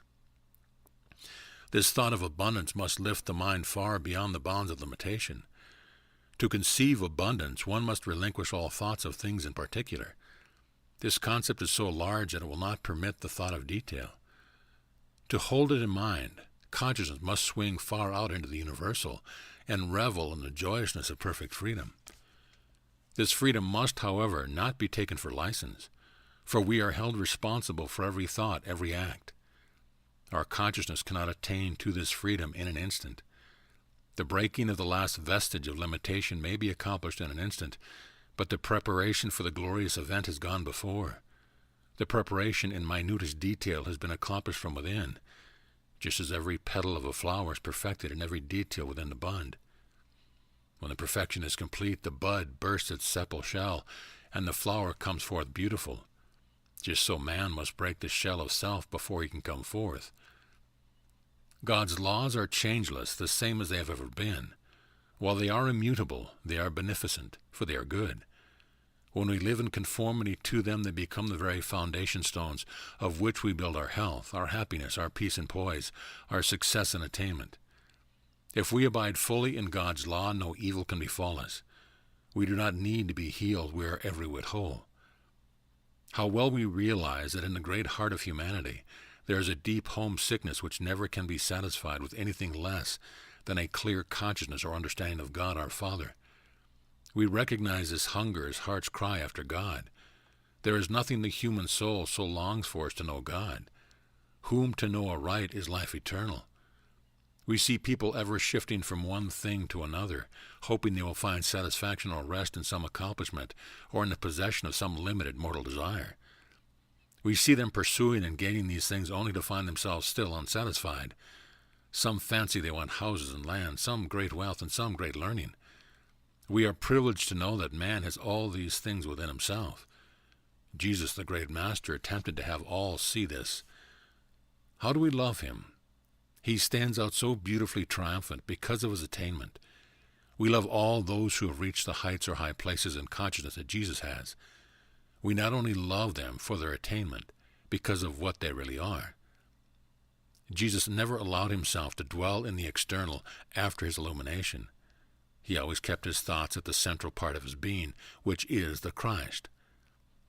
In Jesus, the Christ or central spark, which is God in all of us, living in everyone today, was drawn forth to show itself perfectly ruling the material body or flesh man. It is in this way that he did all his mighty works, not because he was in some way different from you. He had no greater power than all have today. He was not in some way a son of God, and we are only servants of God. He did these works because the same divine spark, which the Father has implanted in every child born, was fanned into a brighter flame by his own efforts in holding himself in conscious communion with God himself, the source of all life, love, and power. Jesus was a man the same as all men are today. He suffered, was tempted, and tried, just as you suffer because of temptation and trials. We know that during his residence on earth in the visible body, Jesus spent hours of every day alone with God, and we know that, in his early manhood, he went through just what we have gone through, and what you are going through today. We know that every man must overcome the mortal, the fleshly desires, the doubts and fears, until he comes to the perfect consciousness or recognition of the indwelling presence. This Father in me, to whom Jesus ascribed the credit of all his mighty works, he had to learn as we had to learn, and as you are learning today. He was obliged to try over and over again as you are doing. He was obliged to hold fast as you are obliged to hold fast today, even with clenched fist and set teeth, and saying, I will succeed. I do know the Christ lives within me. We recognize that it was the Christ within which made Jesus what he was and is today, and at the same attainment are all for all. In all this we would in no way detract from Jesus, for we love him with a love unspeakable. We know he went through the perfect crucifixion of self, that he might lead his people to God, that he might show them the way out of sin, sickness, and trouble, that they might manifest the Father in them, and that he might teach all the same, Father lives in all and loves all. None that follow Jesus' life and teaching closely can help but love him. He is our perfect elder brother. But if we sell our birthright, if we disregard our treat, with contempt the beneficent laws of God, and by so doing turn our backs on the Father's house, and wander into a far country, as did the prodigal son, of what avail is the peace and plenty, the abundance of warmth and cheer that abides within the house? When you are tired of the husks of life, when you are weary and homesick, with faltering steps you may retrace your way home to the Father's house. This may be done over the road of bitter experience or by a joyful letting go of all material things. It does not matter how the understanding and knowledge is gained. You will eventually press on toward the mark of your high calling. With each step you will grow stronger and bolder until you will no longer falter nor hesitate. You will look within you for your illumination. Then in your awakened consciousness you will realize that home is there. It is the divine omnipresence in which we all live, move, and have our being. We breathe it with every breath. We live it with every heartbeat. Do not think you must come to us. Go into your own home, your church, your house of prayer alone, anywhere you choose. Jesus, the great love master, can help you. All those that have passed and are receiving the highest teachings can help you and are endeavoring to help you where you now are and at all times. How plainly we see Jesus and all the others always ready to help those who call. You need but make the call, and they answer before the call is even finished. They stand and walk beside you every moment. What you must do is to raise your consciousness so that you can see and know that you walk beside them. Then you will not falter. They are holding out their hands and saying, "Come unto me, and I will give you rest." This does not mean come after death. This means come now, just as you are. Raise your consciousness to our consciousness, and behold, you stand where we are tonight, above all mortal limitations, abundantly free. Peace, health, love, joy, and prosperity are here. These are the fruits of the Spirit, the gifts of God. If we look unto God, no harm can befall us, no evil can come nigh us. If we look to him wholly, we are healed of our infirmities, in the transcendent name of the law, or Jesus. God is in the midst of you, child of infinite immortal spirit. There is naught to make you tremble or despair, naught to make you fear. From the bosom of the Father you came. The breath of Almighty God created you a loving soul. Before Abraham was, you were. Beloved, now are we sons of God, joint heirs with Christ. The same power is in you that is in Jesus. This is called the mantle of the Spirit. With the right concept of this, it is found that there is no decay, no disease, no accident, no death, nothing that can take your life in any way. You can draw this mantle so closely around you that nothing can penetrate it, nothing can touch you. All the destructive agencies or forces ever created by man may be directed at you, yet you will come forth unharmed. If by any chance the outer form should be destroyed, it would immediately return as spiritual in the same form. This is an armor better than any armor plate ever devised by man, and you can use it at all times without money, without price. You can stand forth as you are, the child of the living God. Jesus recognized this, and he could have saved himself the Calvary experience had he wished to use his power. His enemies could not have touched him. He saw there was a great spiritual change taking place in his body, and saw that, if this was brought about among those he knew and loved, without some outward change a great many would not recognize the spiritual import, but would still cling to the personal. He knew that he had the power to overcome death, and he wished to show those he loved that they had the same power. So he chose the Calvary way, the way they could see, and seeing they would believe. He also wished to show them he had so perfected his body that should his enemies take his life, as they looked upon life, and place his body in the tomb and roll a great stone therein, the last limitation that man could put upon it, still he, the true self, could roll away the stone and raise his real or spiritual body above all mortal limitations. Jesus could have taken his body and disappeared, but he chose to show that, when the spiritual body is developed, no material accident or condition can destroy it, not even the taking of the life by another. After the crucifixion and ascension, his body was so highly developed spiritually that Jesus was obliged to raise the consciousness of those about him to a plane where they were able to see him, just as we are obliged to raise the consciousness of nearly all those about us tonight. When the woman came to the tomb that morning and found the stone rolled away, and the grave clothes lying by, even they did not know him until he had raised their consciousness to the plane where they could behold him. Then later, when two were on the road to Emmaus, Jesus drew near and conversed with them. Yet they knew him not until he broke bread with them. At that time their conscience was raised, so at the plane where they could behold him. Just so, when he appeared to others, he even walked and talked with them. Yet they did not recognize him because their consciousness was not functioning on the plane where they could see him. The moment their consciousness did rise or function on the plane with his, they saw him. Then some perceived the spiritual import of actuality. They saw the deep meaning underlying it all. They knew. Yet with all this a great many did not believe in him, because they had not yet attained a plane in consciousness where they could see or perceive the underlying spiritual meaning. Then the veil of mystery drawn by man's mortal perception was removed, and the veil of the temple was rent in twain from the top to the bottom.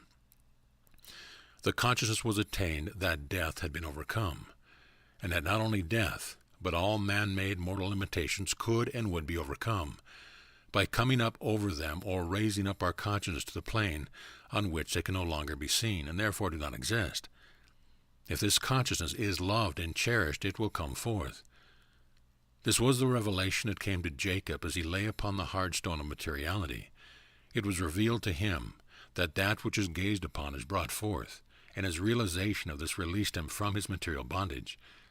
It was this which prompted him to put spotted sticks in the cow's drinking water, thus causing him to bring forth spotted offspring. We can so definitely put forth our ideal into the formless that it is formed direct from the unformed, that which appears invisible to mortal consciousness. The drinking water of the cows but typifies the mirror through which the image held in mind is reflected to the soul, the innermost, and then conceived and brought forth. It is the same with the friends assembled here tonight. Only a few of the earnest ones perceive, and they go on, unfold, and do the real work of God. Others make a good beginning, but it soon requires too much exertion to surmount the first wall of materiality. They find it much easier to drift with the tide, and they drop out. We have all lived in the visible, mortal planes on this earth. In fact, we have never left the earth. We are now invisible only to those that are in a mortal consciousness. To those that are on a higher plane of consciousness, we are always visible. Every seed idea placed in the soul becomes a conception, and is given thought form in mind, later to be experienced in physical form. Ideas of perfection produce perfection. The reverse is equally true. Just as the sun and the earth produce with equal willingness the mighty tree or the frailest flower, when their respective seeds are planted, So spirit and soul respond to man, and that which he desires or that for which he is asked, believing, he receives. Those that have passed from the visible through death are manifesting on the same psychic plane as when they left the body, for the mortal mind functions on the psychic plane. This is the cause of the great psychic realm, which lies between the material or visible and the true spiritual, and through which all aspiring to the true spiritual must force their way before the spiritual is perceived. In order to perceive the spiritual, we must forge through the psychic directly to God. Death releases the soul only to the psychic plane, and it manifests on the same spiritual plane it was in when the soul was released from the body. The one so passing does not perceive that there is but one spirit, one mind, one body, and that all came forth from this one and must return to it. The spirit sent forth from this one and given a perfect body is as much a part of the one spirit as our arm is a part of our whole body, and is never separated from it any more than any member of our body is a separate part, but is one with the whole body and must be fitly joined with it to make up the whole. So must all spirit or expression be fitly joined together to be complete and perfect. They shall all be gathered together in one place, means that we shall be conscious that we are one expression of the divinity, and all from the same source, God. This is the atonement, the at-one-ment, knowing we are all created in the image and likeness of God, exactly like Him, an image through which He may and can express the ideal He has conceived for us. To be willing that God shall express perfectly through us the highest ideal He has conceived is the meaning of, not my will, but thine, O God, be done. None can rise above mortal thoughts without doing the will of God, whether he does it consciously or unconsciously. Here the talk dropped for a moment, and one of our party asked about the relativity of matter. She went on to say, the real world is substance, the relativity of substance. Let us consider for a moment the five kingdoms, the mineral, the vegetable, the animal, the man, and the God kingdom. We will begin at the mineral, the lowest. We find every particle of the mineral kingdom expressing the one life, the life of God. The disintegration or division of the particles of the mineral, combined with elements of air and water, has formed soil, every particle still retaining the original life, the life of God. This gives place to the vegetable kingdom, the next higher expression of God to come forth. Then the vegetable, every part of which contains this one life, has taken up a part of this life form, the mineral, has increased and multiplied it, and is expressing it one step higher toward the God kingdom. This gives place to the animal, the next higher expression of God. Then the animal, every part of which contains the one life, has taken up a part of this life from the vegetable, has increased and multiplied it, and is expressing one step higher toward the God kingdom. This gives place to the man kingdom, the next higher expression of God. Then the man kingdom, every part of which contains the one life, has taken up a part of this one life from the animal kingdom, and in expressing it one step higher gives place to the God kingdom, the highest expression through man. When man has attained this kingdom, he recognizes that all come forth from the one source, that all contain the one life, the life of God, and he has gained the mastery over all material things. But we need not pause here, for all is progression. When he arrives here, he will find there are new worlds still to conquer. Now we come to the place where we recognize that all space or magnitude contains the one life, the life of God, that all is from the one source and substance. Then all substance becomes relative or related, does it not? Here the talk ended, the dinner was finished, and the room was cleared of tables and chairs. There followed a time of frolic and fun, including dance and song with the music furnished by the invisible choir, and all enjoyed a good time together. The evening finally ended in music and song. The invisible choir became visible, walked among those assembled, and at times floated just above their heads. The final ending was one outburst of music, song, and laughter with all participating. Taken all together, it was the most impressive scene that we ever witnessed. We were told that if we would become quiet, we could hear the music at all times, but it is only on an occasion like this that the chorus accompanies the music. We tried this a number of times afterwards and found that we could hear the music. It was always low and beautifully sweet, but it never had the glad, free ring of that one evening, unless there were a number of the masters congregated. We were told that this music is what has been called the angel choir. They call it the symphony of souls in accord. We stopped in his village 3 days, and during the time saw a great deal of our friends. The evening of the third day they bade us goodbye, and saying they would meet us at our winter quarters, disappeared. Chapter 22. The next morning we left the village with only Emil and Joss to accompany us, our objective being the village we had decided upon for our winter quarters. The winters in this part of the country are quite severe, and we felt that we wished to make certain of comfortable quarters before the cold spell set in. In this, as a great many other matters, our fears were not well grounded, for when we arrived we found comfortable quarters all ready for us. Our trail from the village led across a plateau, then up a long winding canyon to a divide where the second fortified village that guarded the plateau we had crossed was located. The canyon walls were from 200 to 500 feet perpendicular, and joined the mountains which rose to an elevation of 2,000 feet above the crest where the trail crossed the divide. At the top of the divide, two great rock ridges jutted out on either side of a level space, about 5 acres in extent. These two ridges were about 600 feet apart.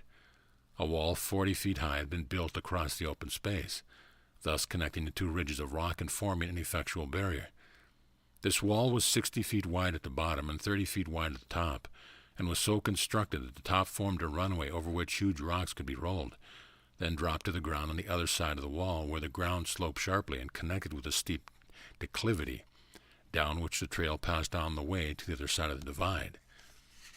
There were chutes arranged along the wall at intervals of 100 feet, so that rocks would gain headway enough to clear the base of the wall before they struck the ground. When they did strike, they would roll down the slope, then over the declivity and on down the canyon for about 4 miles before they would stop, if they did not fly into pieces from their own momentum. In all, this formed an effectual defense, as the canyon was not over 50 feet wide at any place in the 4 miles, and it was steep enough to give great momentum to the rolling rocks. There were also 2 places on each side of the canyon, where rocks could be loosened and would roll down. These places were connected by trails cut along the mountainside from each end of the wall. There were a number of rocks, each about 12 feet through, placed along the top of the wall ready for an emergency. We were told that it had not been found necessary to use any of them, as there was but one tribe that had ever attempted to gain access to the village uninvited, and this tribe had been all but annihilated by rocks released from the 4 stations in the canyon walls. The first rocks released in their downward course had released others until an avalanche swept down the valley, carrying all before it. We were told the rocks on top of the wall had rested where they were for over 2,000 years, as there had not been a war in that country during that time. We found that 6 houses comprising the village were built into the wall, 3 stories high, with the roofs level with the top of the wall. Access to it thus gained by the stairway leading up through each story to the roof of each house. Openings for windows were left in the wall in the 3rd story. These windows overlooked the canyon below. The trail could be seen from these windows, and the top of the wall as it wound around the mountainside miles away. We were made comfortable for the night in the 3rd story of one of these houses. After an early dinner, we went to the roof to see the sunset. We had been there but a few moments when a man apparently 50 years of age came up the stairs to the roof. After being introduced by Jost, he joined in the conversation. We soon found he lived in the village we had selected for our winter quarters, and was on his way there. We supposed he was traveling as we were, and invited him to join our party. He thanked us and said he was able to make the distance much more quickly than we could, that he had stopped in the village to see a relative, and he would be home that evening. The conversation then turned to the temple the 3 of us had visited with Emil and Jost. This man spoke quietly and said, "I saw you sitting on the parapet of the temple at night." Then he went on and gave the dream or vision just as it came to me, and as has been set forth in this book. This came as a surprise to me, and my associates and I had not mentioned the occurrence to them. This man was a perfect stranger to us, yet he recounted the dream as vividly as it had appeared to me. Then he went on to say, "You were shown just what we are shown, that man comes forth in unity, just as long as he has consciously realized this and used the power and dominion rightly. But the moment he, in his mortal self, conceived dual powers, he began to see dual. He misused this power and brought forth duality, for man is a free will agent and brings forth that which he gazes upon. Then diversity and wide separation had resulted, and this has followed him all over the earth. But a change is coming. Diversity has about reached its limit, and mankind is recognizing that all come forth from the same one source. Recognizing this, men are now coming closer and closer together. Man is beginning to realize that every other man is his brother instead of his enemy. When man does fully realize this, he will see that just as all came from the one source, all must return to that source or become as brothers in reality. Then he will be in heaven and will recognize that heaven means the inner peace and harmony created by man right here on earth. He will then see that he makes his heaven or hell just as he chooses. This heaven has been conceived rightly but misplaced geographically.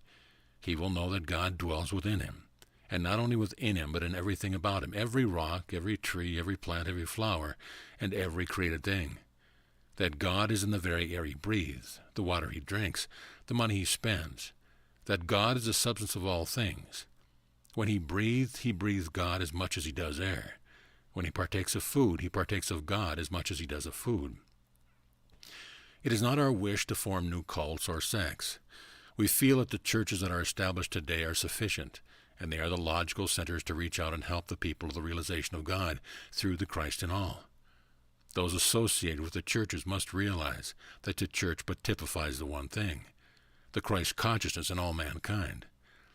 If they realize this, where can the diversity lie but in the concept of man's mortal mind and not in the church?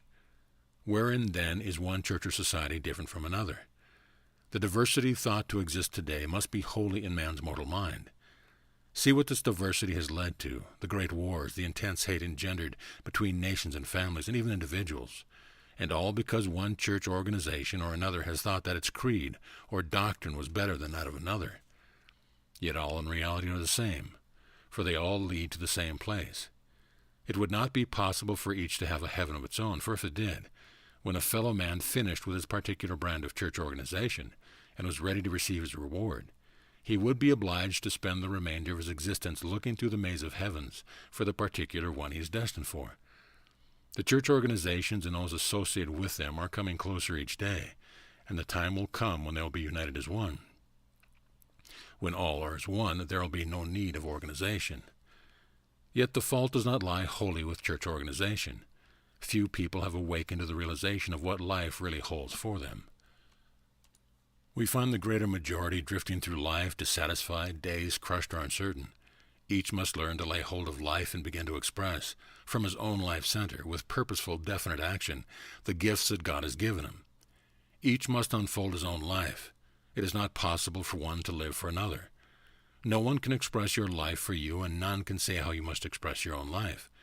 As the Father hath life in himself, so hath he given unto the Son to have life in himself. The soul cannot realize this and just drift, for the whole purpose of life reveals itself in the privilege and opportunity of expressing the God self within. That man is and shall be the divine image and likeness of himself is God's purpose for man. To express that which God has conceived for him should be man's great purpose in life. When Jesus was on the mountaintop and his disciples came to him, see what words of wisdom he spoke unto them. His consciousness was awakened to this realization, and he had become established in this high resolve that man can unfold in the fullness of power only when he has a true ideal, a real purpose in life. A seed can begin to grow only when it is firmly fixed in the ground. The God power within can bring forth a true desire only when it is firmly fixed in the soul of man. We must all know, as Jesus did, that the first spiritual impulse toward expression is a definite desire to express. And Jesus said, "Blessed be the poor in spirit," realizing that any limitation in life that can create a desire in the individual to rise superior to the limitation and free himself from it is good. He realized that need is the prophecy of fulfillment. He looked upon every need as a soil prepared for a seed. If the seed were planted, then allowed to grow and come forth, it would fill the need. Need or desire in the unfoldment of life is misunderstood. That it must be crushed out of the heart is taught by some great teachers. Jesus said, "Woe unto you who are satisfied. If you are satisfied, you are at a standstill. In order to express life fully, desire for this is an urge toward it.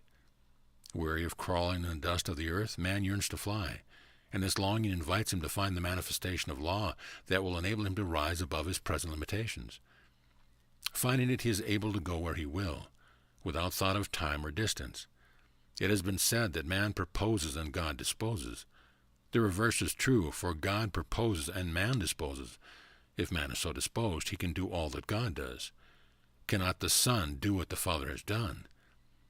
The failure of outer things to satisfy leads the soul to seek the power within. Then the individual may discover that I am. He may know that within him lies all power to satisfy the soul, to fulfill its every need and desire.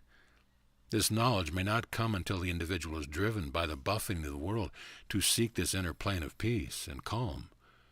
When he knows I am is the fulfillment of this desire, the desire is fulfilled. To look inside the God self for the fulfillment of his desire is folly. To unfold, the self must do the unfolding. Then what a realization, what an awakening to know the I am, to know that within is the power, substance, and intelligence from which all forms take form, and to know that the moment a definite and true idea of desire can be intellectually formed, the power, intelligence, and substance of spirit must flow to it and bring it forth. Are these not treasures in heaven that we have not beheld? Here in the unformed lie boundless treasures hid within ourselves. How clear this is to the one that has found the pearl. Then think, seek ye first the kingdom of God and his righteousness, or right useness, and all these things shall be added unto you. The reason they are added is that they are made out of the very essence of spirit. The consciousness must first find the spirit before it can form the desired thing. The awakened one perceives the creative principle within. Then he sees in his realization is his life opportunity. He has a vision or becomes aware of its possibilities or the possibilities that lie before him. With the knowledge that the creative power lies within, he recalls his heart's desire. This becomes an ideal or mold that draws forth power and substance to fill the mold. I see is the soul's conception. It is the promised land, the dream come true, toward which the soul may look in faith. Although it may not yet be consciously possessed, it must come forth into visible form as he fulfills the law. A wilderness of experience may have to be met and overcome. This but takes the soul worthy of atonement, understanding the vision as a land of promise, an ideal that is to be realized or to become real. The soul now sees only the good, the object of its desire. Here there must be no doubt, no wavering, no hesitation, for this would be fatal. One must be true to the vision and press on. This vision is typical and as necessary as the plans and specifications of a building. One must be as true to the vision as a builder is true to the plans and the specifications the architect has furnished. All but the truth must be eliminated. All great souls are true to their vision. Everything brought forth was first a vision, a seed idea planted in the soul, then allowed to expand and come forth. These souls never allow the unbelief of others to influence them. They are willing to sacrifice for their vision. They are true to it. They believe in it, and it is to them as they believe. Jesus remained true and steadfast to his vision. He adhered to his plan, even when those nearest and dearest to him were unbelieving and untrue. It was unto him as he believed, and it is so unto all. When the individual starts for the promised land, the land of darkness must be forsaken, forgotten. He must leave the darkness and start toward the light. It is impossible to go and stay at the same time. The old must be forsaken, the new adhered to. He must forget the things he does not wish to remember, and remember only the things he wishes to retain. One is as essential as the other. The vision only must be remembered if he wishes it fulfilled. He must remember by holding in mind the vision he wishes to reproduce. He must disremember or refuse to remember the thing he does not wish to reproduce. Every idea, thought, word, or act must be true to the vision in order to bring it forth. This is true concentration, the concentration of devotion, the centering of the forces upon the essential. This is loving the ideal. It is only through love that an ideal can be given expression. Love makes the ideal become the real. If at first he fails, he must be determined and pressed on. This is the exercise of the will, the cry of self-confidence, the expression of faith directing the power toward the ideal. This ideal could never be attained without this conscious direction of power, this exercise of the will, and yet it would be fatal to the ideal if the will too were not ideal. The will must possess the same quality as the ideal to serve. If the will does not possess the desire to serve, the power the will wishes to direct cannot be released from the soul. The will to be served turns the life current against self. The will to serve keeps the life current flowing through self and keeps the self in radiation. To serve gives purpose to vision. It releases love and life. How can love be expressed unless it flows through the one expressing life? If it flows through the consciousness, the whole organism responds. It thrills every cell with the love it expresses. Then the body becomes harmonized, the soul becomes radiant, the mind becomes enlightened, the thought becomes keen, brilliant, alive, definite. The word becomes positive, true, constructive. The flesh is renewed, purified, and quickened. Affairs are adjusted, and all things assume their true position. The I am is expressed through the me, and the me is no longer allowed to suppress the I am. If the body is not obedient to spirit, how can it express the spirit? The conscious mind must seek and want the spirit in order to learn the power of the spirit. In this way, the individual learns to know that spirit is the fulfillment of the need. In no way can it be given higher expression than when it is allowed to fill the need of others. It is the flowing forth to others that opens the storehouse of spirit. It is the I will to serve that opens the unlimited storehouse of God to all and brings its realization to the soul. The soul has returned to the Father's house as soon as it is will to serve.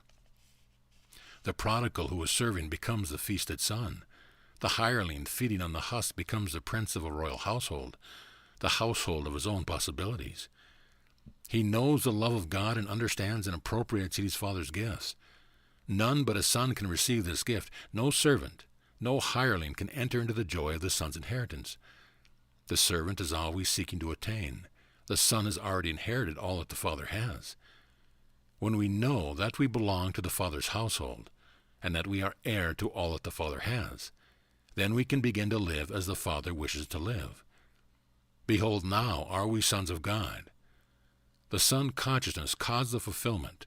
The servant consciousness causes the lack. We will find every desire of the heart fulfilled by the Father as soon as we act the part of the Son in thought, word, and deed. We will find that the sons of God are free. Here the speaker arose, bade us good night, and with the remark that he hoped to see us when we arrived at the winter quarters, departed.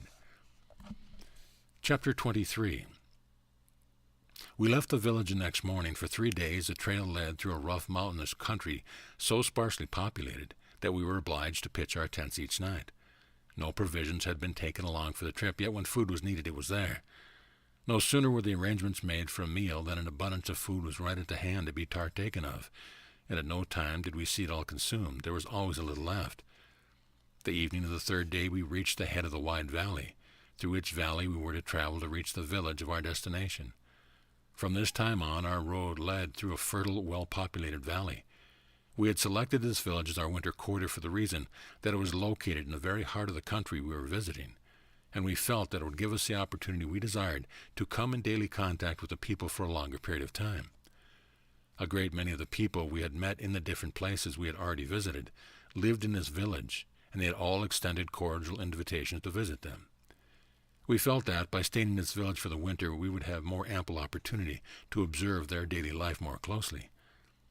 We reached this village on November 20th, and made a number of short trips from there until the snow came on and travel was made difficult.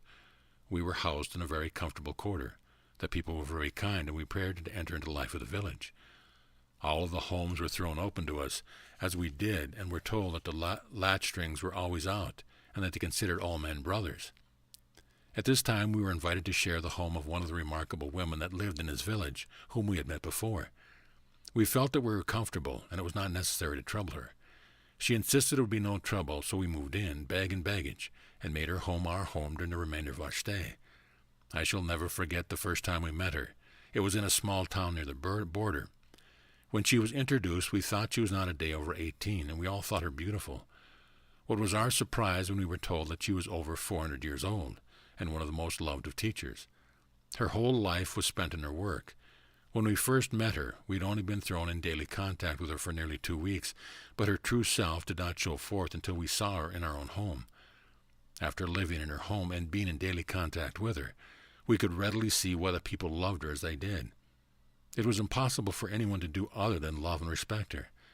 We lived at this lady's home and ate at her table from the last of December until the following April. We had ample opportunity to observe her home life and the home life of a number of others in this village, and we found their lives ideal. The more we saw of these people, the more we loved and respected them. We had ample opportunity to corroborate all that they told us regarding their ages. By records it could not be contradicted, any more than our records can be contradicted. Chapter 24. Time went on until the last of December, and the year was drawing to a close.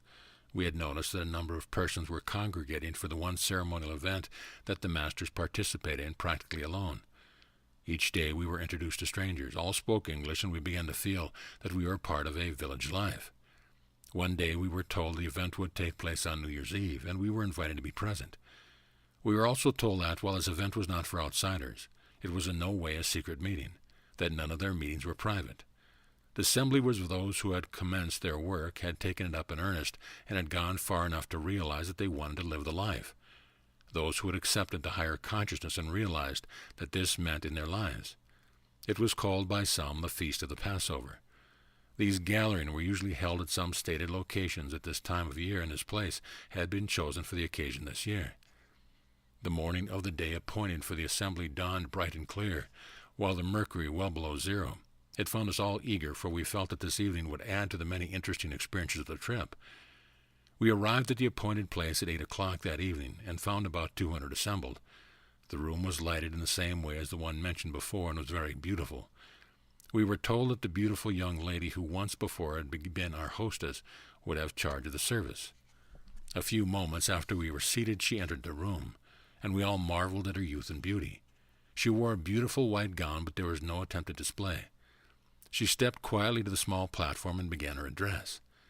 We are gathered here this evening with a desire to enter into the fuller meaning of passing from a lower to a higher consciousness, and we welcome those of you who are prepared for this. At first you followed us, led by your interest in the things that you have seen us accomplish, which you had first looked upon with awe and wonder, thinking them as marvelous. We know you have at this time learned to look upon those things as the everyday occurrences of life lived as it should be lived, a natural everyday life that God would have us live at all times. By this time you are satisfied that we have not performed any marvels. You realize the true spiritual meaning of what you are doing.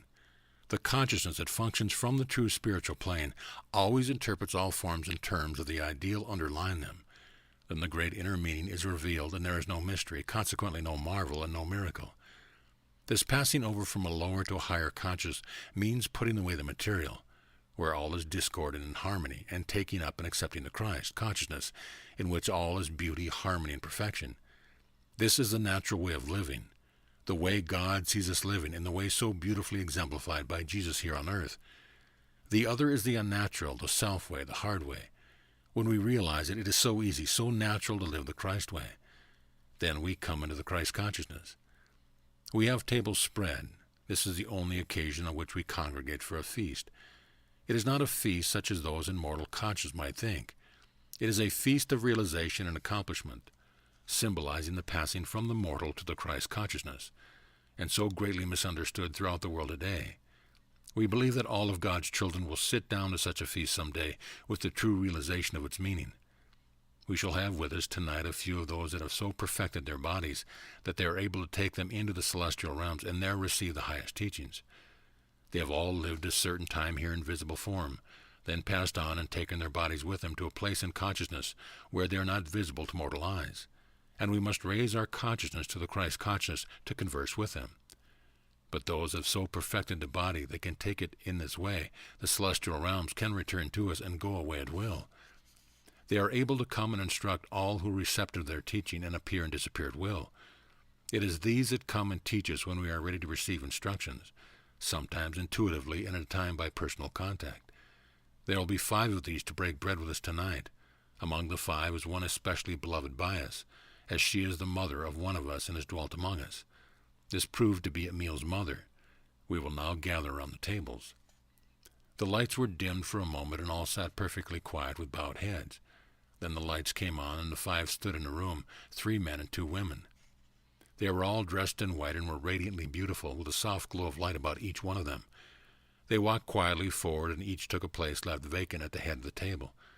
Emil's mother took the place at the head of our table, with our chief at her right and Emil at her left. After the 5 were seated, the edibles began to arrive.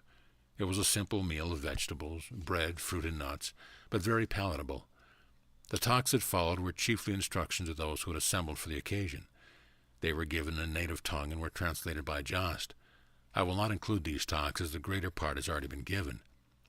Emil's mother, the last speaker, used perfect English, and her word was clear and concise. These were her words.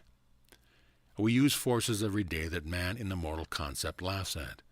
We who are privileged to see and use these are doing all that we can to have men see and know what they are keeping out of their lives, by the thoughts they are holding of the perfect things that are right at hand, ready and waiting to be taken hold of. As soon as these forces are taken hold of or appropriated by man, they will be far more real and living more than these things that man clings to so desperately in the mortal, clings to because they can be seen, felt, and handled or contacted through the limited mortal sense.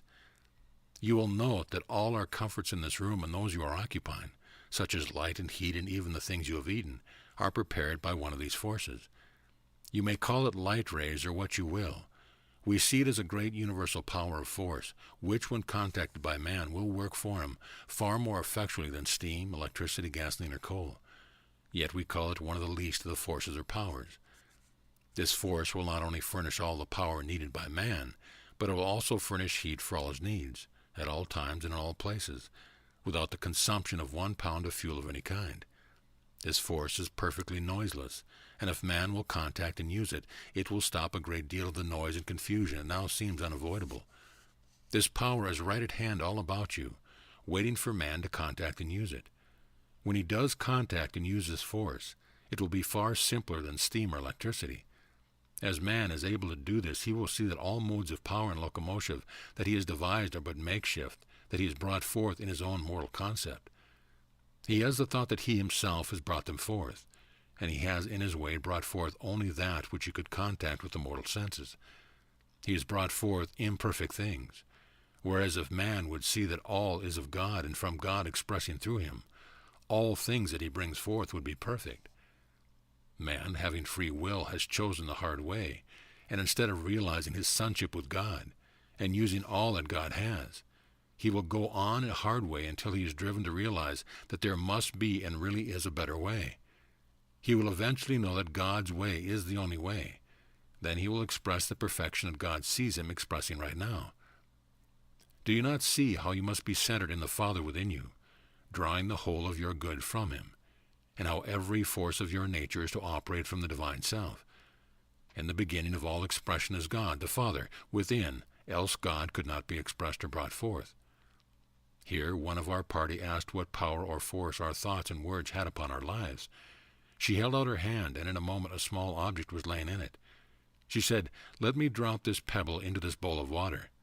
You see it, the vibrations caused by the pebble coming in contact with the water radiate from the center in ever-widening circles, until they reach the rim of the bowl or outer edge of the water, where to the eye they seem to lose their force and stop.